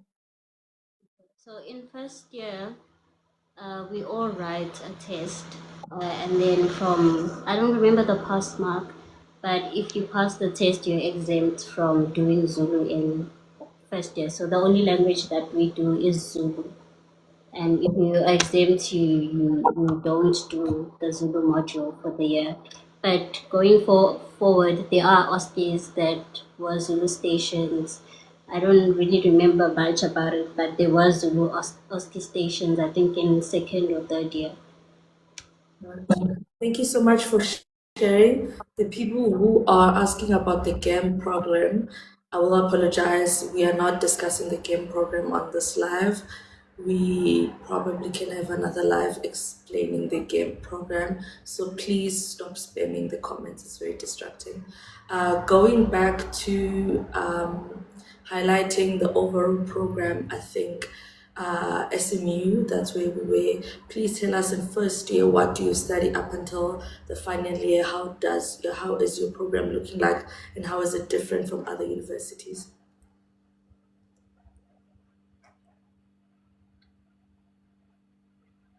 Okay, can you guys hear me?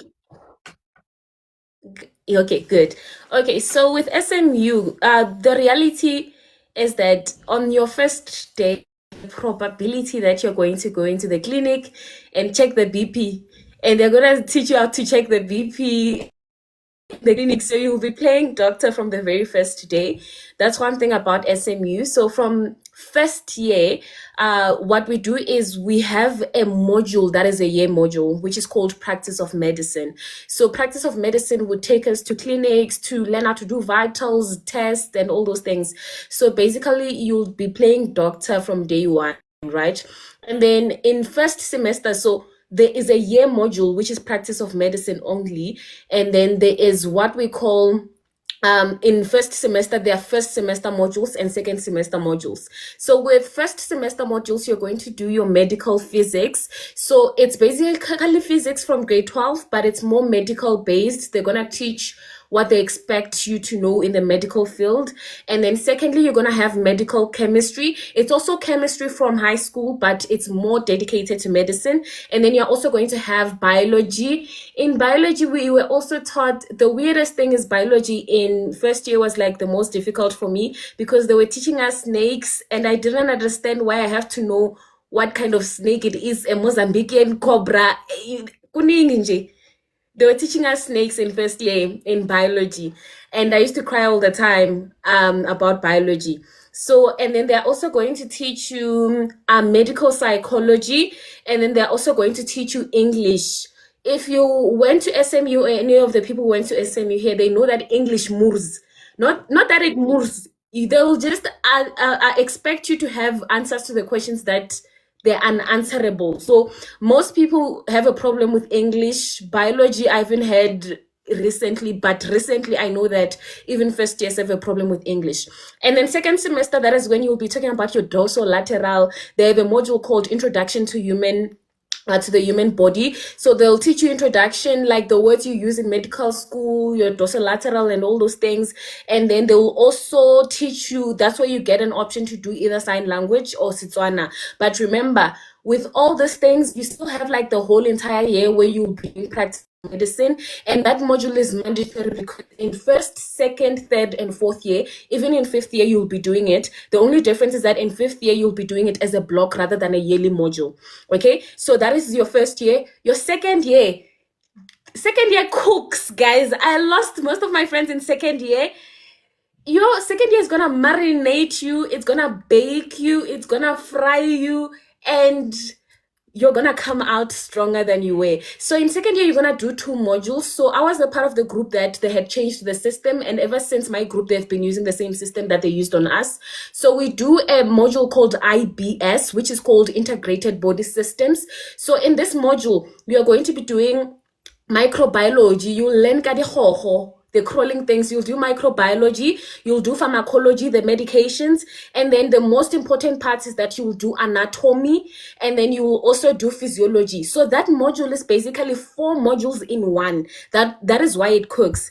And then another module that you'll be doing is practice of medicine. So a lot of students have a hard time with second year because that's where a lot of people fail. Ne? And then on your third year, you will sleep. It's like they're making you rest. Another thing about second year is that that's where you start dissection. The dissection holes, going to discover dead bodies. Not scary. The ones in second year are not scary. No. And then in third year, you're gonna sleep because most of the things, it's 90% online, and then 10%, that's when you do practice of medicine, where you go to the clinics and all those things. But most of the time, you are going to sleep a lot, and it's going to be difficult when you go to fourth year because you were used to sleeping. Now in fourth year, you have to wake up early. So in fourth year, that is when you now start going to the hospital full time, as in every single day you're at the hospital. That is also when they start also training you. For example, I assisted in surgery for the first time when I was in fourth year last year, whereby I was assisting in a C-section. They allow you to do so many procedures. So get well soon, doc. Get well soon. Yeah, cool, our friends.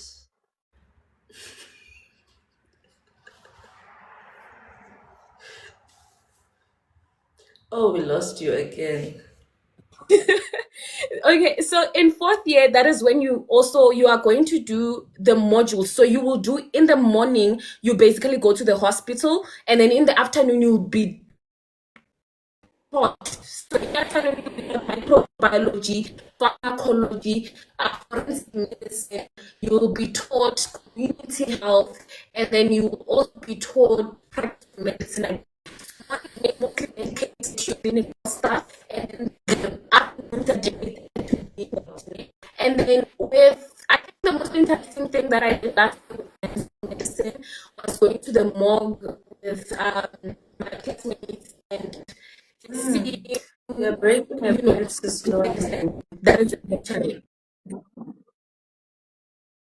Can you hear me now? Yes, you can hear now. You're back.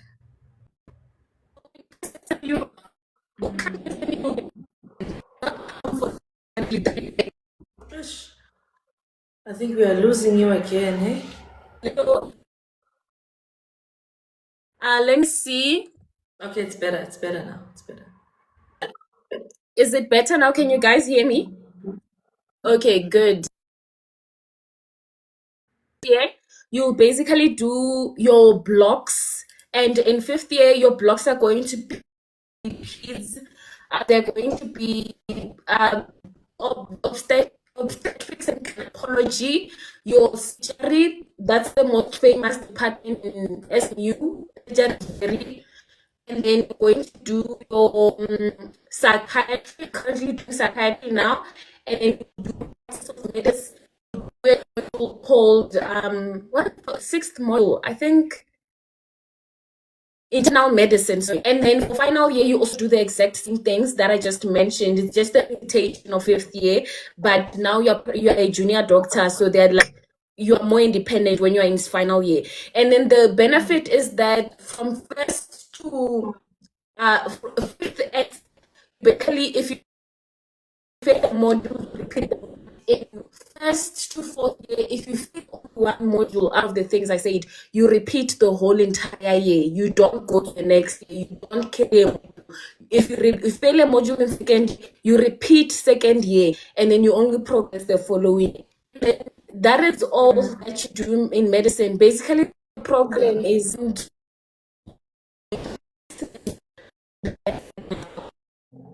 Oh, your network is actually, not in your favor, but thank you so much for explaining the program to us. People who have questions, we're gonna leave the questions to the end on a Q&A. Then you can direct it to Sis Londa. Thank you so much for explaining.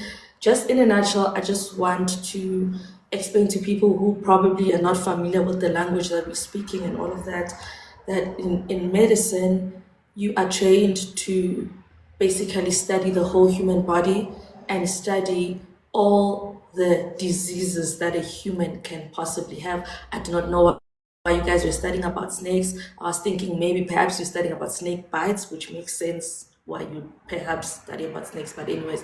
But basically you study about a human body, how it functions normally and what could go wrong, and when it goes wrong, how to treat it. Basically, that's what the whole program, even in different universities, is all about.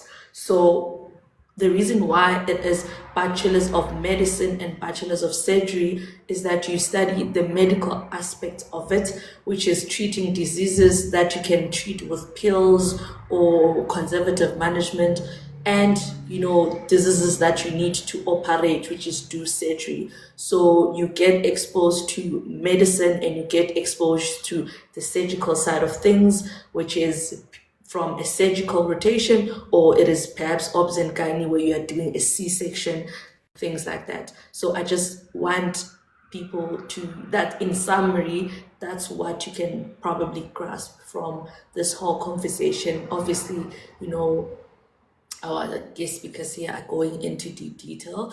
So now we're going to go to Wits University. How is your program looking like from first year to final year, and how is it different perhaps to the other universities? Okay, with the VET's curriculum, so they changed the curriculum actually last year. So the first year and second year that I did is not the one that like incoming first years are gonna do, but I tried to just get a bit of information on the new program. So they have 4 modules in total, and the first one is an integrated module, and essentially you do physics, chemistry, and biology as one module. And then the second one is like the science of health and learning, where you learn about the history of medicine. So you learn about its philosophy, sociology, and psychology of it. And obviously there's gonna be a lot of essays in terms of that. The other one is the foundations of public health, and you learn about the structure of the health system. The last one is person, family, and community, where you get to shadow healthcare professionals. And then at the end, you kind of have a presentation of like what you learned and what you could implement to make things better. And then moving on to second year as well, so they have anatomy, and you learn about the human body, the bones, everything anatomy related. And then you also start your dissections as well, so the cadavers and everything. And then you're still wearing like lab coats in second year. And then you have physiology, so you're learning about the human body, its pathways, how it works. And then you also have presentations with that as well.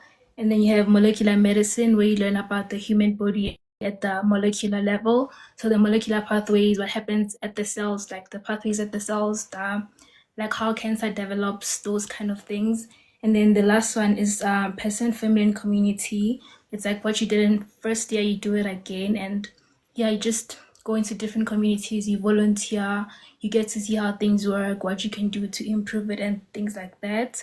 And then moving on to third year. So with third year, I was the first group to experience the new curriculum.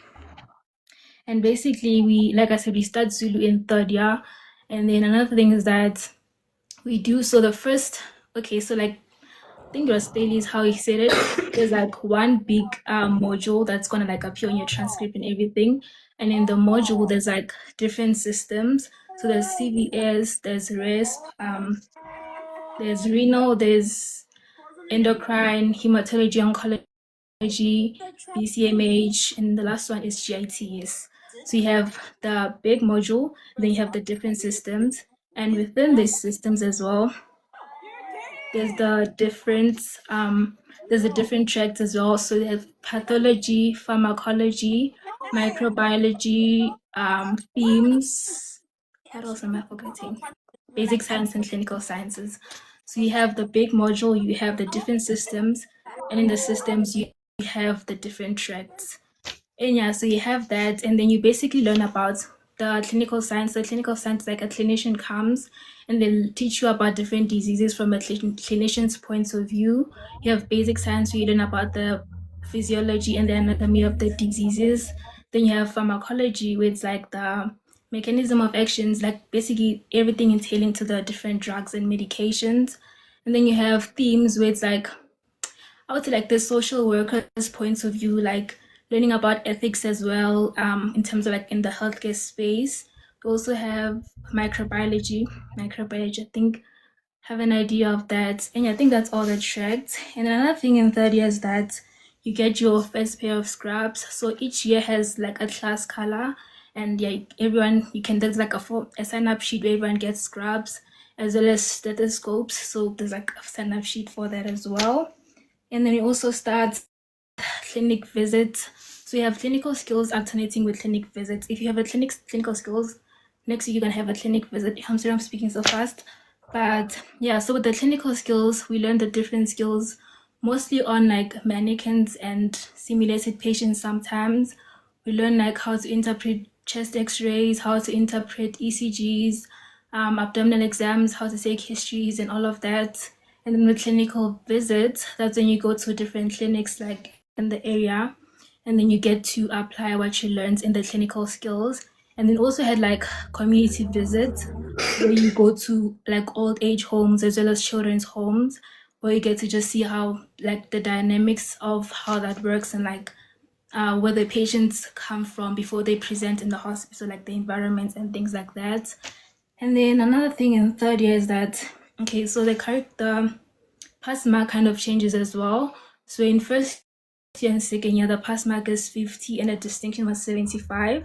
But then when you start from third year going up, a distinction is 80 and the pass mark is 60. And another thing is that for those that wanna graduate with a distinction, is that first year and second year actually don't count because of the GAMP program. So if you wanna graduate with the distinction, only third, fourth, fifth, and sixth year counts. And what else about third year? I think that's pretty much it. Okay, fourth year. So fourth year we continue on with the Zulu until like for the whole of first semester you do Zulu. And then with the new curriculum, you only do theory for the first semester, and then the second semester you start rotations. So for the first semester we did neurosciences, musculoskeletal system, sexual and reproductive health, and then two entirely new blocks, health across the ages and becoming a clinician. So health across the ages, you basically learn about the different health conditions in different age groups. So like which diseases you will find in like babies, which diseases you'll find in teenagers and which diseases you find in adults, and then also in the older generation. And then you also learn, in becoming a clinician, you learn basic life support again. You learn how to use the ultrasound, everything concerning ultrasound. You learn how to function in a ward, as well as how to suture, and then you do your exams and everything. Oh, also another thing, in second year and third year, there's exemption, so you can get exempted from your exams and you don't write the end of your exams. And then rotations, fourth year, so there's 4 rotations. There's internal medicine, there's surgery, there's pediatrics, and there's obs and gynae. And basically we rotate in districts, tertiary and quaternary hospitals. So there's a lot of different hospitals like Charlotte Maxeke, Bara. There's a lot. There's Temple Memorial, Beth Haqoba, like there's a lot of hospitals that we rotate in. And we during these rotations we get tested through written exams as well as OSCEs. And all OSCEs. So we do have OSCEs. We have like part 1, part 2, part 3, and if you don't pass the first 3 rounds, then you have a 12-station OSCE at the end.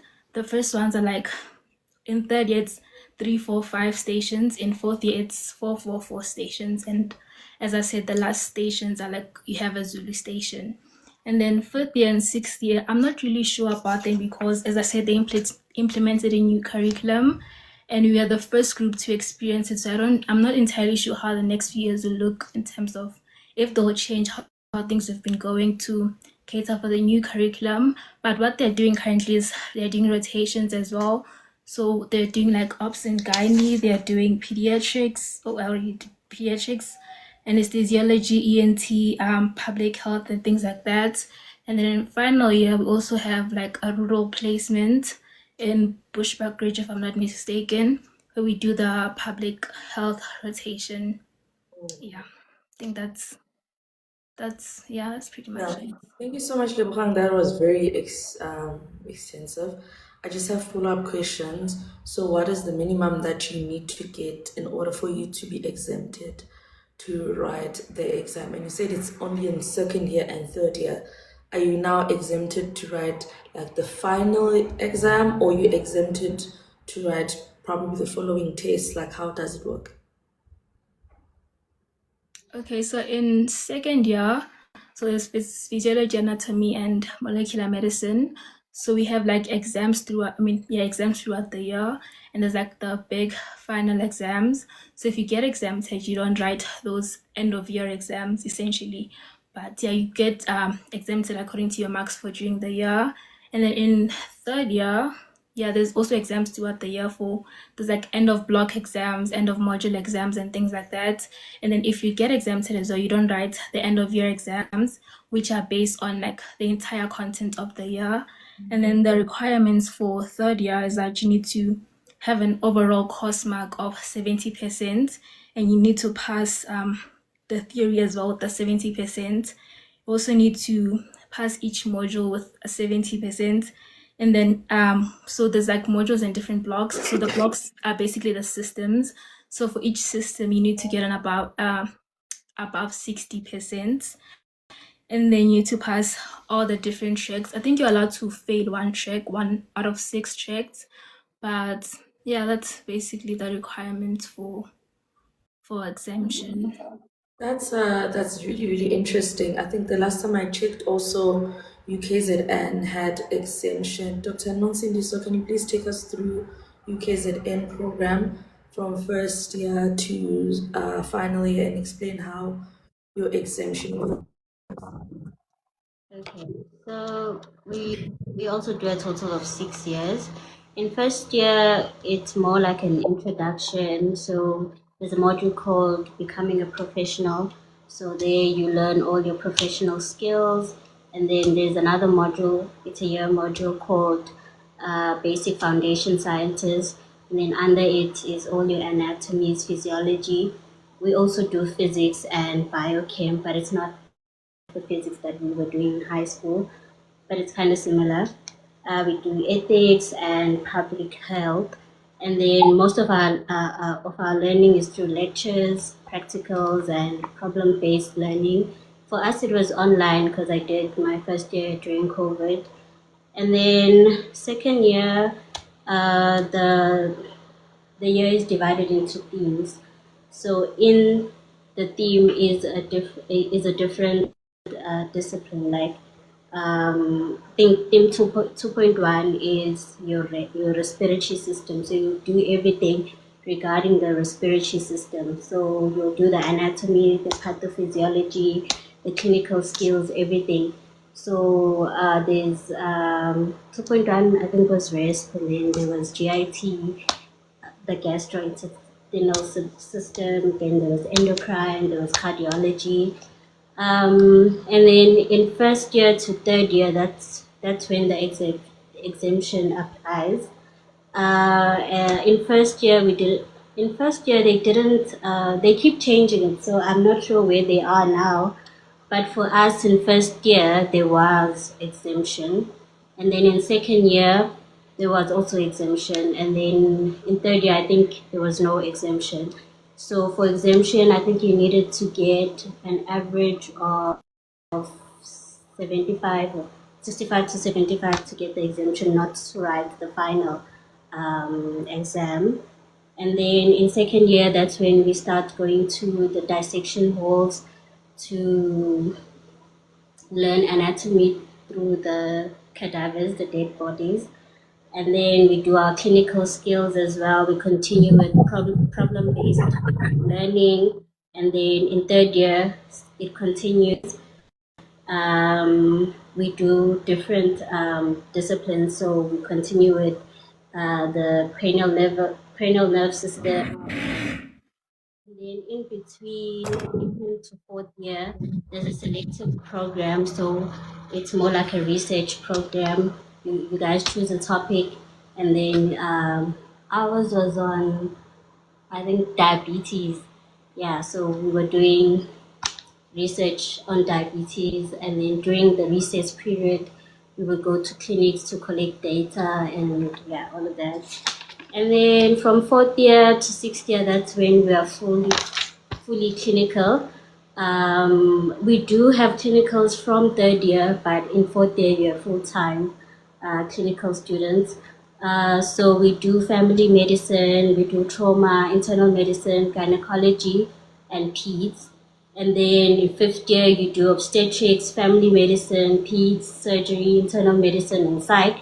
And all these rotations are 6 weeks each. So at the end of 6 weeks, you will write a test, you will do a clinical exam, and then the pass mark for each is an average of 50%.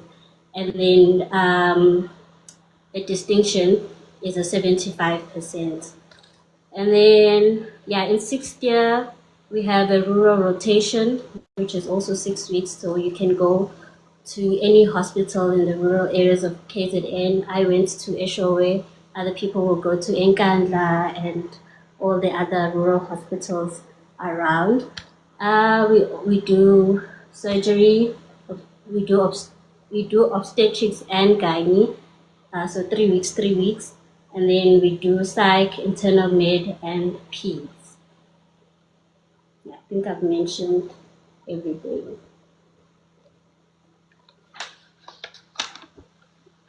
Yeah.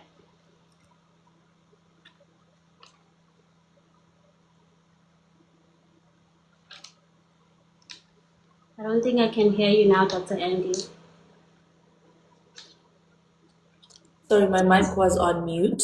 I was asking Musa to run us through the UCT program. Okay. So at UCT, there is pre-med, so that is first semester of first year, and then from second semester of first year up until first semester of third year, that is basic medicine. So you do basic medical sciences. And then from third year, second semester, you introduction to clinical sciences. And then from third year up until sixth year, you do clinical medicine or clinical sciences. So basically how they like try to structure our program, I would see in first year, they try to teach you how the normal body works. And then from second year up until third year, you mostly learn pathology, although you still learn how the body works. And then from fourth year up until sixth year, you do clinical diagnosis and management, right? So in first year, pre-med, you do chemistry, you do physics, you do becoming a professional, as well as human biology.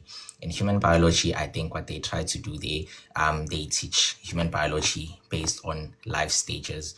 So that is birth, childhood, adolescence, and adulthood, right? So there's going to be 4 cases. And in those 4 cases, you basically learn biology alongside with psychology and sociology, which together we call it psychosocial here. And then we also do quantitative literacy. So if you got like 69% and below for your NBTs, you do attend QL. But then at the end of the year, everybody writes EQL. And that's it. And then you also do becoming a professional, where they teach us medical ethics, professionalism, and all of those things. And then you move on to second semester, which is completely different, entirely different. That's when you start learning systems, right? Because remember, basically they categorize basic medicine from first year to third year, but then basic medicine starts from second semester, first year. That's when you start learning systems. So how it goes is first semester of second semester of first year up until that's when you do systems, right? So you're gonna do one system for like 2 weeks or 4 weeks, and then each system has different disciplines. It has anatomy, histology, physiology, biochem, med micro, embryology, pharmacology, chemical pathology, anatomical pathology, hematology, public medicine, and public med, right? And you do all these disciplines up until 12 disciplines in one system. So in first year, second semester, you do 6 systems. That means you have all these disciplines in all these systems. And then in second year, you do 13 cases. I think it's 10 systems. And then you do all these disciplines as well, alongside with being a doctor.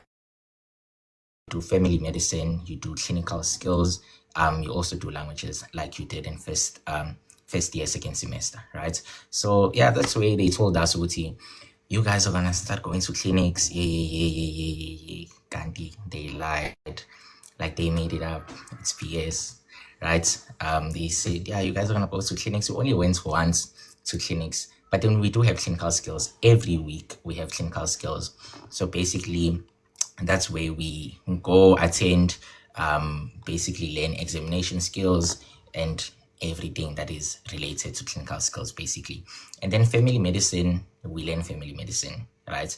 And it is the only discipline that affords us an opportunity to go to the clinics, but we only go once a semester, okay? So you do that the whole year. So second year, it has a year course, right? And then third year, first semester, you still do cases, right? Almost similar to second year. Just that now cases are like 1 week, 2 weeks long.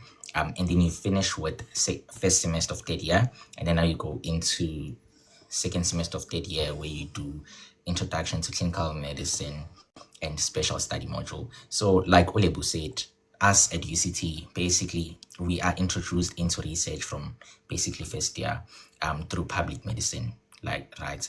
And then in third year, you take special study module, which is supposed to be research. And then you finish off the year with clinical skills. And then from fourth year up until sixth year, you start rotating through different disciplines, like about obstetrics, anesthesia, surgery, gynae, throughout. And then you do your electives in sixth year, your long and short electives in sixth year. And then how it works with our pass mark here.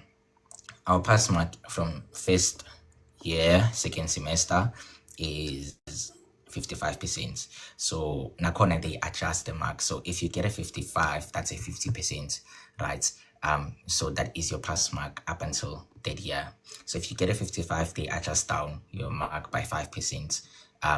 If you get a 54, you're probably gonna be adjusted down to 49, such things.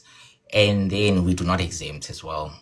There's no exemptions. Everybody writes the final exam, and the only years where you can fail a full year is first year, second year, and third year. Third year is subjective as well. Third year, if you pass being a doctor, which includes family medicine, clinical skills, and languages, and then you fail integrated health systems, which would be the systems you do alongside with the disciplines for each system, then you are allowed to go to second semester of third year, and then you're going to come back the following year to do the first semester of third year, so that you only extend your degree by 6 months. And then from fourth year, you can only repeat a block. And like vets, I think Olebu did say with the adverts you can fail like the whole fifth year. We do not have that as well. So yeah, and then another difference that I noticed with Abolebu adverts, they start rotating through blocks. I think she said from fourth year, second semester, and previously it was from fourth year. So they only had 2 years where they rotate through blocks. And then another thing that I noticed that is very different, most medical schools, they do, up until they do IBS, just like Osis Londo said, they do anatomy alone, they do physiology alone, they do pathology alone, whereas we, like for every case, you're gonna do anatomy, you're gonna do physiology, chem path, another path, up to 11 disciplines. So yeah. You're muted, Dr. End. Yes. Sorry, as I was saying, as someone who went through the UCT program, I feel like it is the one that is complex and content heavy. I don't know if I'm biased because I went through it and I experienced the hardship, especially in second year, or it is really, kind of like complex, because when you get to second year, when you're going through these cases and you have to do all these disciplines, it's really tough to grasp the concepts, because each and every lecture will teach you a whole different thing and you have to keep up with that. And then at the end of the year, they are testing you on all these topics that you've been studying throughout the year, and also the pass mark. I think you're the only one who mentioned a pass mark that was more than 50%. And during my time, which was before COVID, our pass mark was 65%. So if you got 64% at UCT Medical School at that time, you had failed. So I feel like the program at UCT, for me, it is structured in a way that just makes things difficult for students. But I must say that it gets better after first semester, third year, because first semester, third year is more or less the same as second year. So when you go to the clinical years, it is when it actually gets a little bit better. I just have a couple of follow-up questions for, I think, 2 people.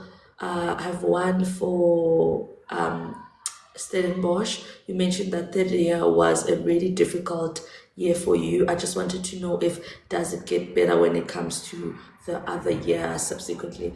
And then for Vince, I have a question. You mentioned something about signing up for scrubs and a stethoscope.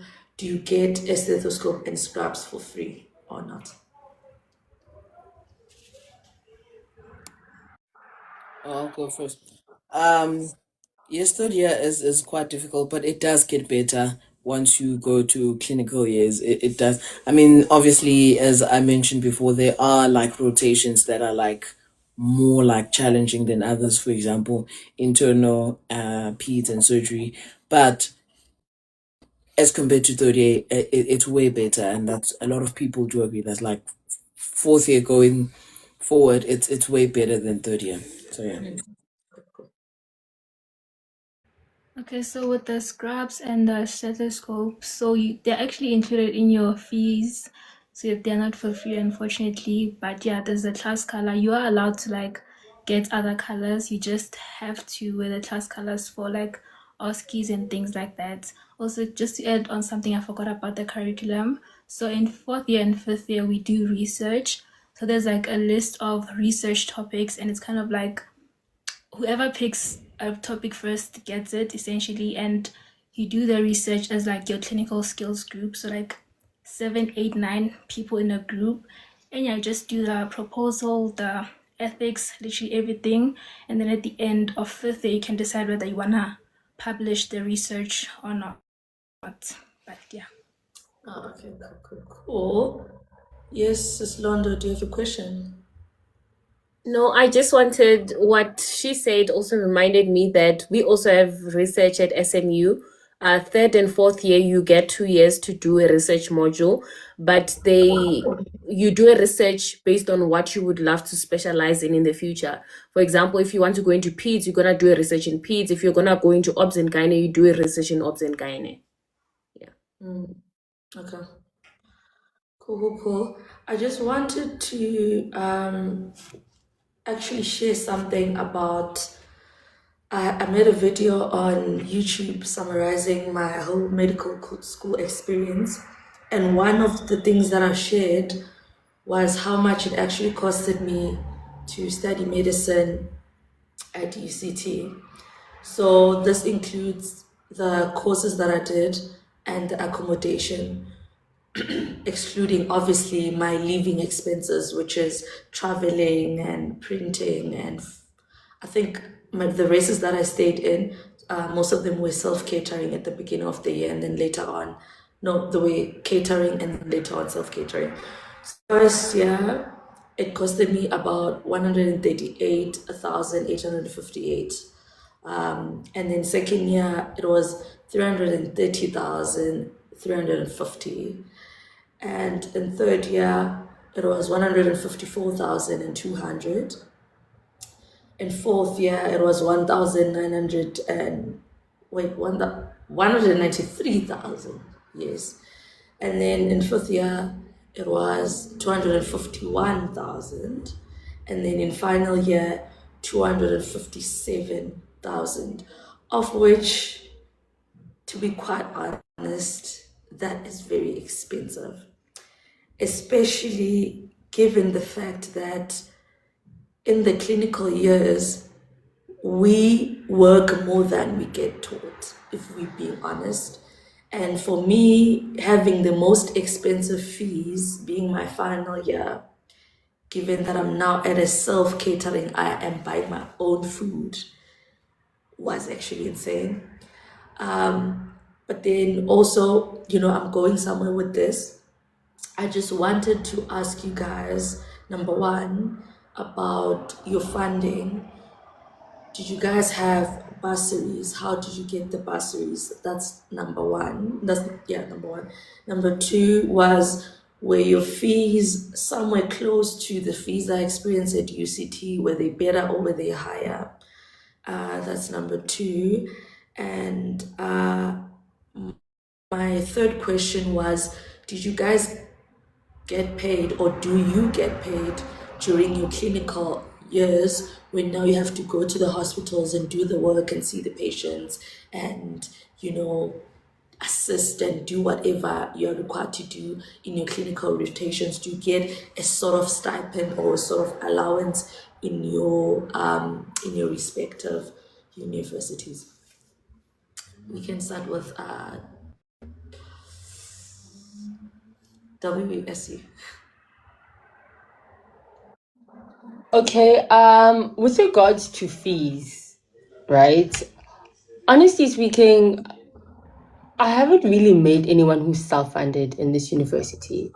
I think as soon as we get into first year, they put in a lot of effort to help fund everybody.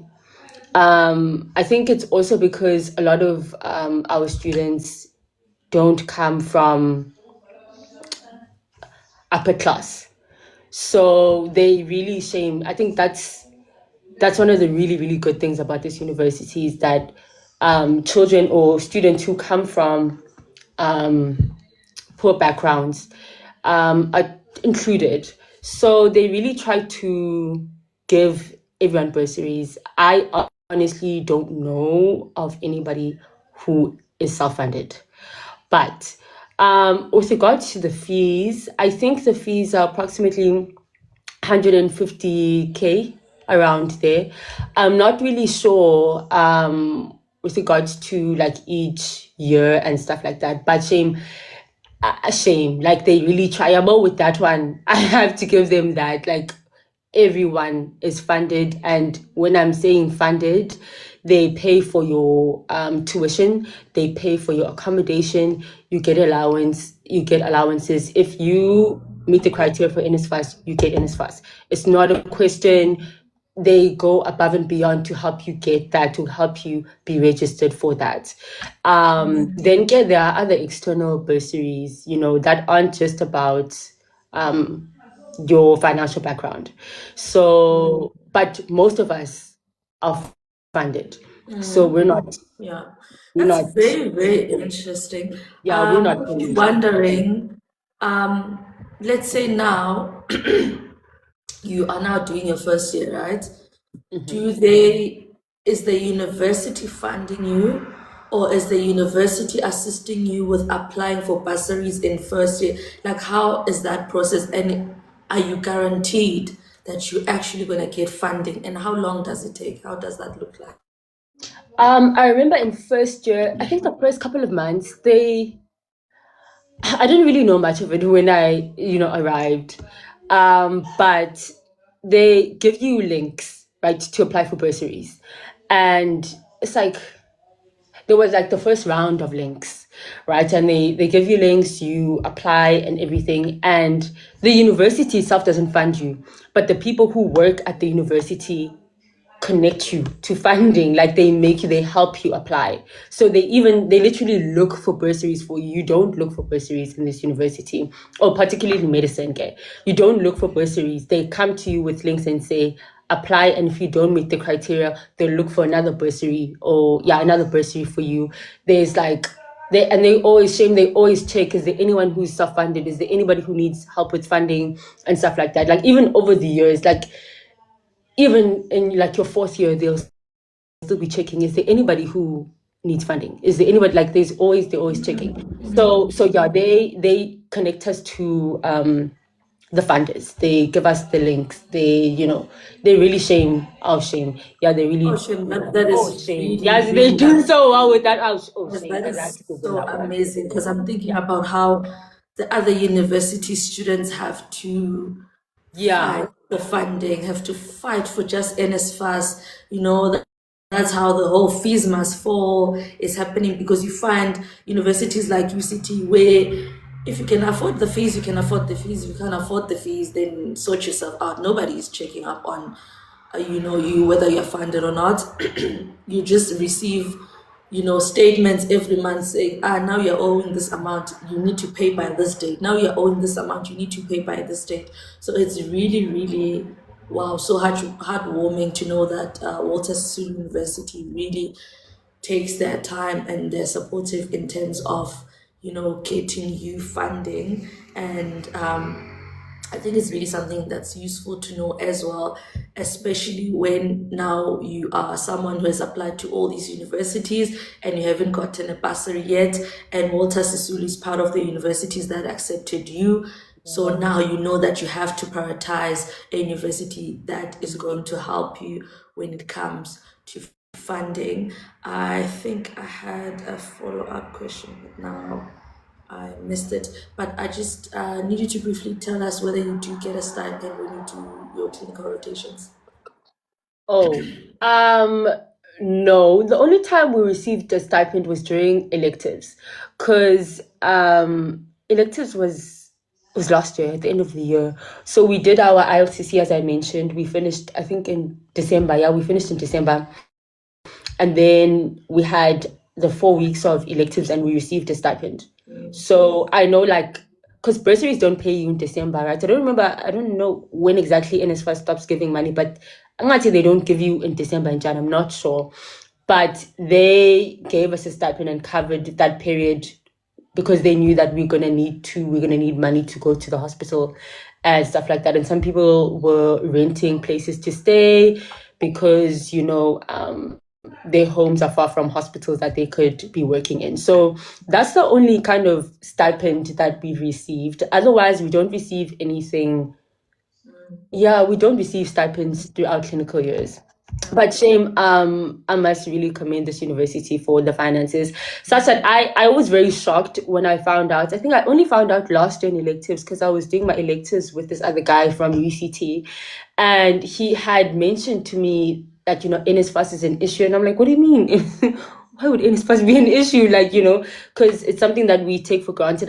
Had no idea that it was such an issue in other universities. I never really understood why it would be, but I honestly had no idea that other universities don't help students financially as much as they do here. Like, even if you're not like from a poor background, they still try to help you if you want and need the help. Except if you stay off campus or if you stay in an apartment, then that's from your own pocket. But still, some universities give some bursaries help you out with that, also with paying for apartments and stuff like that. So yeah. Do you guys have a registration fee that you have to pay upfront? Yes, I think it's $100. I think it's 100 rand. 100 rand. I think so. I think it's 100 rand. Okay. I think so. I want to go do medicine at USU. Why? What is it at the university? Do you know why? Like, the crazy thing is, I always say this, ever since I started university, I completely forgot about my life before. So everything I was doing in high school, all those applications, I really don't remember anything. So I'm not talking about $100 application though, fee, guys. I'm talking about registration. You're think now it's at $100, university like- first year. You have to register to study. Is it 100 Yes. rand? I think it's $100. Okay. I think it's $100. Okay, let's go to Stellenbosch. Please briefly explain to us how was like your experience in terms of finding funding. Do you have funding? What bursary is funding if you do have funding? And are there any funding opportunities that your university offers? And are there any fees that you have to pay upfront, like registration fees? And in your clinical years, do you get paid?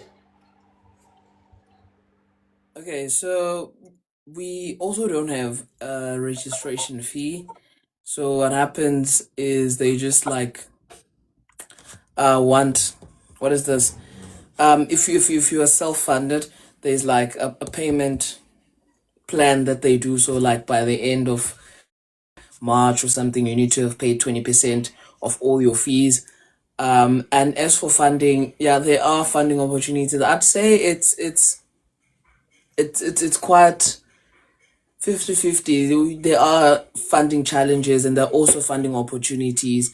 It's not as great as Walter Sisulu, unfortunately, but there are funding opportunities. Especially, we also do have funding opportunities that come from Stellenbosch. So depending on depending on your financial background, of course, they can either decide to fully fund you. They can sometimes just top up if your bursary does not pay anything. For example, if your NSS funded, then you can apply for Stellenbosch funding opportunities, and then they can top up for your accommodation and studies. And there also I'm also part of it, a scholarship. I think it only funds currently, if I'm not mistaken, only only 3 universities in South Africa, and that's DAL Young Leaders.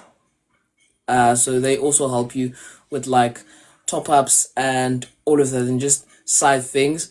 So there are funding opportunities, but still there are funding issues. You do find missing middle students that don't get funding, and they can't register. Just like many students that face across the country. So you do get people who are not funded and they self-funded, but they really can't afford to pay the fees. Or you find people that have bursaries that do not pay everything, and then they leftovers and they don't have top ups. So it's kind of 50-50. You do have funding opportunities. Some are from Stellenbosch straight. Some are just bursaries that are not from Stellenbosch but fund only people who study in Stellenbosch. So, for example, if you had I forgot the names of the bursaries, but if maybe you're the third person, I know it's generation wise. So like if you're the third person from your family to study in Stellenbosch, then you qualify to be funded by that bursary. But it's not from Stellenbosch, but they fund people who study in Stellenbosch. And if like you're the third person to study at Stellenbosch in your family, then they fund you from that. And as well as Dell, I know part of the universities that they fund is Stellenbosch. So it depends, but there are funding challenges. We also do experience some registration problems, especially beginning of the year. People have registration blocks. They can't register because they don't have funding. So it's quite a 50-50. And clinical years, unfortunately, we also do not get paid. You just have to work. And the crazy part is that as you go through, the funds increase for some reason I do not understand. But yeah, you do expect to pay around 150 to 200k, depending, obviously, whether you're on raise, whether you live off campus, on campus, or do you stay at home. So all of those things to take consideration, but do expect to pay around 150 to 200,000 each year of your funding. But yeah, that's basically just funding in a nutshell. Sorry, you're muted, Dr. Andy. Sorry, I think I might have missed this, but I just wanted to ask, uh, do you have a registration fee, like an amount that someone, whether they're funded or not, they have to pay upfront before they can register and start first year? No, we don't have a registration fee. If all of your fees are paid on the previous year, then you can just register. If you're clear to register, then you can register. There's no registration fee. And sometimes your funds may not be fully paid, but if you have funding, for example, sometimes NSFAS can like be in communication with the university and be like, we haven't paid fully the fees for these students, but we'll pay them as time goes by. So then they're allowed to register even though they have fees from last year, but there is no registration fee. And if you are then self-fund, I think most of the time the university speaks with your funder and then they come up with the payment plan to say, do you pay by twice a year or just once a year? Because I know, depending on who you funded, I've heard from different people that sometimes you'll find that their bursaries pay end of May. I think that's an agreement that they have with the university. And if you're self-funded, they just have a payment plan to say 20% by end of May, 20% by end of June, for example, and then 40% by end of August. But yeah, there's no registration fee. It just depends whether you're self-funded or you have a funding, and what is the communication between your funding and the university. Right, thank you. Does any university else have a registration fee, and how much is it that a high school student who's now starting university, whether they have a bursary or not, they're required to pay this amount before they can start studying? Is there any upfront fees for any of these universities that you guys are representing? Yes, if it's Okay, so for VITS, for the academic side, there's 10,000. So you need to pay 10,000 to register in first year. And then if you're staying in a VITS res, you also need to pay 5,000 for that. But that one you can just postpone it on the student portal and it will just be added to your res fees. Oh, okay. And with the 10,000 Rand, let's say now I have been accepted to study medicine at Wits and I do not have the 10,000 Rand. Do they make any means to assist you? Do you have any payment program that you can perhaps pay like 1,000 Rand or 2,000 Rand a month? Or if you do not have the 10,000 Rand, you will not start studying at Wits? Honestly, I'm not sure about that one, but I know that they have a lot of like entrance like payments that they give people. I forgot what the requirements are, but it's like give out like 30,000 and things like that to like students that meet certain requirements. But I'm not sure about if you have to pay the 10K to start your academic year or not. Okay. And in your own experience, did you have to pay the 10K up front? No, I didn't because I got the admission thingy, that 30,000 in the beginning. Oh, the scholarship. Yes. Okay, cool. Great. I think UKZN, you had a hand up. Yes, for UKZN, if you're funded by NSFAS or any other bursary, you don't have to pay the amount. But for self-funded people, it's around 7K for tuition only, and then around 14K for both tuition and residence. That's if I'm not mistaken. I was not self-funded, but that's the information that I'm getting. Okay, so for you, I'm assuming you had a bursary from, like already from high school, you knew that you had a bursary. Is that how you didn't experience the fees? Yes, I got my bursary around January, so that's when I applied. It was the KZN Department of Health bursary. And if you're using NSFAS as well, then you don't have to pay. Oh, okay. SMU, was your hand up about registration fees? Yeah, so with SMU, if you are self-funded, you're going to have to pay it's 4.5. And then if you get a bursary alongside the year, maybe because they do try, you are going to get the money back. They will send it back to your account so that you eat it in December. I ate mine. But if you have a bursary or you are NSFAS funded, you don't have to pay the registration fee at all. Okay. Can you please briefly explain to us how were you able to get your funding, and were there any funding opportunities or support at SMU, and how are your university costs, and do you get paid during your clinical years? Sorry, guys. I'm so sorry to disturb you. I just wanted to clarify. Do you know? I keep thinking that you're saying application fee. The application fee is $100, but the registration fee is 5K. Okay. And the 5K you only pay once in first year if you're self-funded. Once you get a bursary, they pay for you throughout. Okay. Yeah. Thanks for clarifying. I was really shocked. Okay. Sorry, I was confused. Sorry. No, it's fine. It's fine.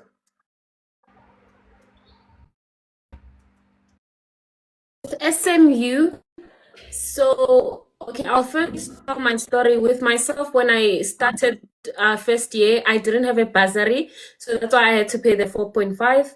And then, to be honest, I won't even lie about it. What happened is that SMU does offer bursaries and all those things. But in my case, I actually prayed for my bursary and I got it. I won't lie. I prayed for it and I got it. That's how it happened. I didn't even apply. I just prayed for it and it happened.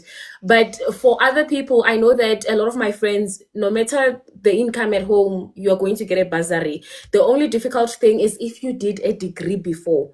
I've seen that a lot of people who did a degree before, they have a difficulty in terms of obtaining funding. But if it's your first time entering, whether you are from where or where, you're going to get a bursary. They're going to make sure that you do get a bursary. Then also, if you are international, that's when you also have a difficulty getting a bursary. But the other general population, they do get a bursary. And then you get allowances. The bursary covers, it covers like your tuition, your accommodation, and it also gives you allowance. The only thing is that when SMU is in the bundus, so there are some things which I won't mention because you don't talk about issues at home but I'll mention something. SMU has a tendency of adding like unnecessary amounts which you will question. For example, we know that with NSFAS students, they're gonna cap it at 55,000, right? SMU will take it to 75. They will charge you to live in Sandton when you are living in Harankua. That's SMU. it's gonna do that. It's gonna overcharge you on certain things. So I've seen that a lot of people, when they have to finish their degree, then they'll have to pay some of the money that SMU had added. But sometimes NSFAS does cover that amount, and some bursaries cover it. They don't have a problem with it. But mostly, I've never, encountered, and they allow you to graduate either way. And then another benefit is that even if how bursaries sometimes they don't pay at the beginning, because SMU is notorious for opening on the first week. When you are still digesting the food from New Year, SMU is opening on the 4th of January. Next year, it's opening on the 4th of January. So if you are coming on the 4th of January, your bursary hasn't done anything, right? So SMU is then going to allow you to register either way. Like, they're just going to allow you, even if you have a debt of 150,000, they're going to allow you to register for that year. They don't exclude you and all those things. They only do that, I think, if your debt is I think above a certain amount, 300,000 if I'm not sure. But they do allow you sign an acknowledgement of debt and then you register. And then I think that is all. And then in terms of getting stipends, guys, please don't ask me for money. I don't have money from which they're giving me. There's no money. We are working for we go to the hospital like working doctors, but you only get paid after you're done. Like, you don't get paid in university. There's no, you're getting your allowance, the same one that I got in first year. I'm still getting the same one that I'm getting now. So that's how it is. There's no allowance. The only thing is that they support entrepreneurship a lot, so you can open a business if you want to, but you won't get the opportunity to get a stipend. I've never had it anyway. Yeah, that's Thank you so much for sharing. It's quite it's quite different from my experience. I'm losing my voice. How am I gonna see patients this week? It's quite different how I experienced it at UCT. When I started, the cap was 1,000 rand. That if you owe something more than 1,000 rand, you cannot register, which was actually crazy. And now I think they lifted it up to 10,000 rand, if I'm not mistaken. But I'm going to ask Musa to just share with us, how has it been finding funding at UCT? Which bursary is funding you? Is there any support? And I know obviously you don't get paid in clinical years. I don't think it will ever change. But yeah, how is that for you? And is it still the same that you do not have registration fee up front? Because I remember with me, I had no funding for the first 5 months of first year, but I was sleeping at the rest, eating at the rest, 3 meals a day, 7 days a week, and I was going to classes, attending. I was able to write my exams, but I had not paid a cent up until I got my bursary in May. I was just wondering if it's still the same thing, or now there are any upfront fees that you need to pay. Okay, no, I think it is still the same. We do not have any registration fee. We don't have any application fee. And the thingy you're mentioning with regards to you can't proceed to the next year if you owe more than 10K, that is happening. But then a lot of students, especially the ones that are funded by NSFAS, are able to pass through to the next year. And then the ones that are actually funded by NSFAS, they do send them links to apply, right? Although some other people may not see them, and some other people, they just wake up one random day and all their fees have been paid off, or a partial percentage of their fee have been paid off.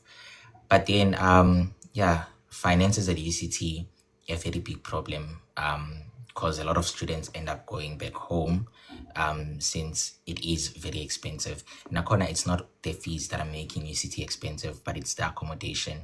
And most schools at UCT, when you come, if you are under 21, they place you at a catering race or a UCT race, and then they charge you 9K for one room. They charge you 15K, you two people 15K to share one room, right? Of which Nakona, the room doesn't look like it's a room that is worth 15K. Yeah, and then I'm funding my studies with Study Trust. So I was fortunate enough to get Study Trust. I also had an option to choose between which bursaries do I actually use to fund my studies. Otherwise, there's always going to be other bursaries that reject you regardless of your marks. I don't know how this works. Bursaries like Marshall, the one you were using, what's the name again? ISFAB, yes. I had applied to a lot of things because I think for the most part, I'm just one passenger who's like, ish, I'm gonna apply to everything, every medical school, every bursary, but then regardless of your marks, they still reject you. So yeah, I'm just using Study Trust now. So Study Trust pays for your accommodation. But then if you're in a UCT race, they pay for the whole fees. And then if you go to a private accommodation, they cap. So they're gonna pay 75K and then you top up. And then they pay all your fees. They pay travel, stipend, monthly stipend. So if you're living in a catering race, they give you close to 2K. If you're living in a self-catering race, they give you close to 4K. Yeah. Right. Well, thank you so much for sharing. Yeah, no, this live has been going way over than I expected. My apologies. I think we can wrap it up. I think it's UKZN and Fitz where you haven't shared about how your financial, thing is looking like. Can you please just briefly, in a nutshell, go through that so that we can be able to close the live with probably like 5 questions? So our fees are around 100 to 120K per year. And then we don't get any stipends. Funding opportunities, most students use NSFAS, but there's also KZN Health Bursary at Tegwini Municipality.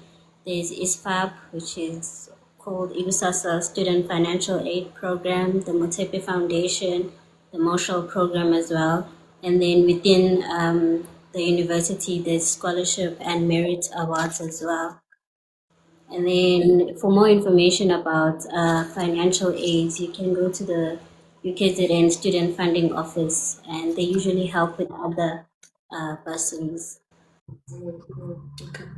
Thank you for sharing. I just want to mention that I was hoping we cover internship and community service in this live, but then because of how big our panel was and how extensive I wanted us to, dive into the university program and requirements, I think that's going to be on a separate live where we share about internship and internship experiences. So to the viewers, just my apologies, and be on the lookout when I announce another live where we dive into internship and community service. Now that is after you finish medical school, after you've qualified on being a doctor.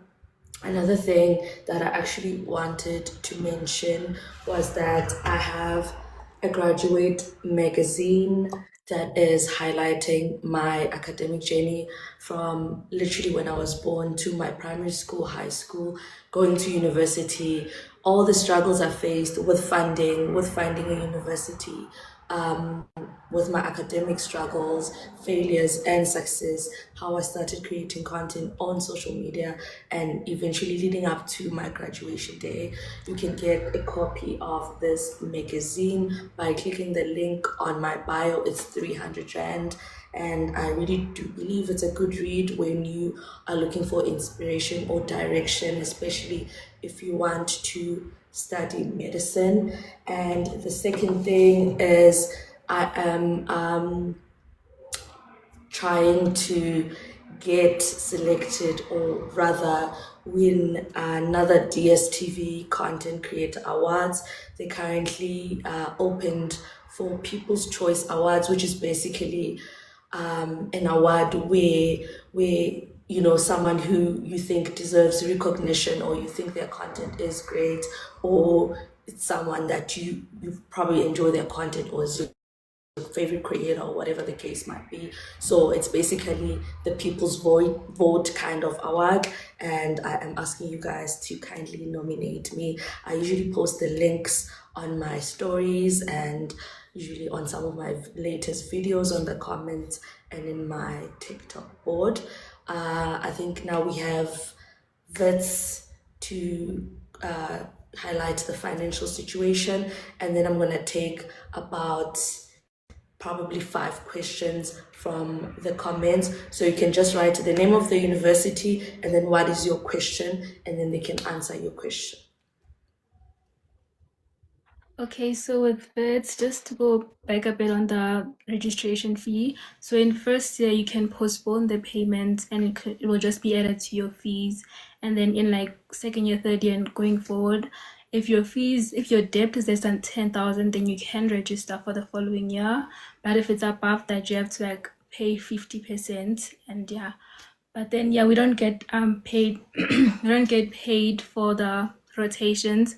They do provide buses, so I guess they cover the transport and things like that. And then so the fees for me, first year, second year, and third year, I was staying on an on-campus catered address. So I would say my academic fees are like 100K, and then also the race fees are like 100K, is also like 200K per year. And so yeah, vets races are very expensive. So if you're an NSFAS student, honestly, I wouldn't recommend them because they are very expensive and it can cause a lot of issues. But yeah, and then in terms of my bursary, so I'm funded by my municipality bursary, the Marulang municipality, and I didn't actually apply for this bursary. So I'm also like Sis Londo as well, so it's like a testimony kind of thing. So that's just because I was one of the 2 people that was like the first people to go to the provincial awards in my school, district, municipality, all of that. So because of that, we were awarded the bursary, and it basically covers everything from rares to academic fees, everything. And yeah, if you're from Maruding municipality, I think just talk to your school principal. I think they can get you like the right forms, because I heard that now they made it like anyone can apply for it now. It's like a known bursary now. So if you're from Marine municipality, just speak to your school principal and ask them for the forms for that. But I think that's all. All right, thank you so much. Guys, please don't send one question 100 times. We can see we are not blind, please. I find that very overstimulating. There's a question that I saw. Someone asked, when do you start getting paid? Then that I can answer. You start getting paid in your internship. So after you are done with your medical school, that's when you get paid. Question for Sis Londo, at SMU, do they credit you if you have done 2 year in BMed Sci in anatomy?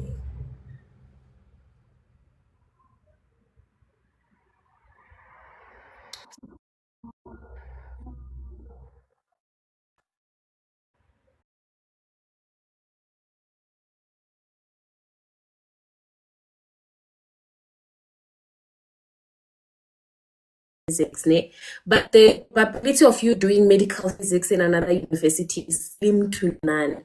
So you're not going to you so that is like if you did maybe BSc at SME, they can credit you for certain things, but it's only in first semester of the first year, and it doesn't mean that you're going to go into second year. No, it means that you're not going to be doing anything for first year, then you're doing your things in second year. And then when you come is when you're coming into SMU, you don't transfer, you have to finish degree. If you are going to SMU, I know my friend did history, and then they had to finish 5 history to come to medicine, and they were not credited for anything because there's nothing in history that you're going to get in medicine. You're not going to.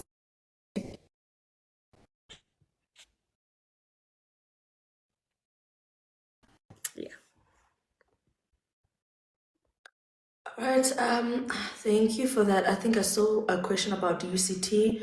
Do you need extracurricular activities or it's just academics in terms of requirements or qualifying to study there? No, you do not need such anymore.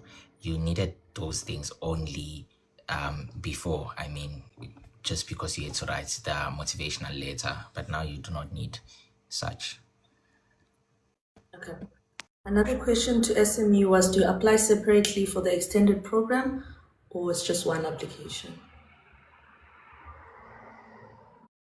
Okay, so at SMU, the extended program, you don't apply for it separately. You apply to the mainstream, and if you couldn't get into the mainstream, they consider you for the extended program. So you will usually get that people who come into the extended program, they come way, way, way later because it's given, and then they now take you and take the extended program. But you want likelihood of getting in, they only take 50 in a year for the extended program. So it's still a very strict program. You don't get in the same way that you get into the mainstream. They consider where are you coming from. Were you coming from Tengwe High School, Mbilwi High School, where you reached? They consider a lot of things to put into the extended program. All right, now thank you so much for sharing, guys. I think we've come to the end of our live.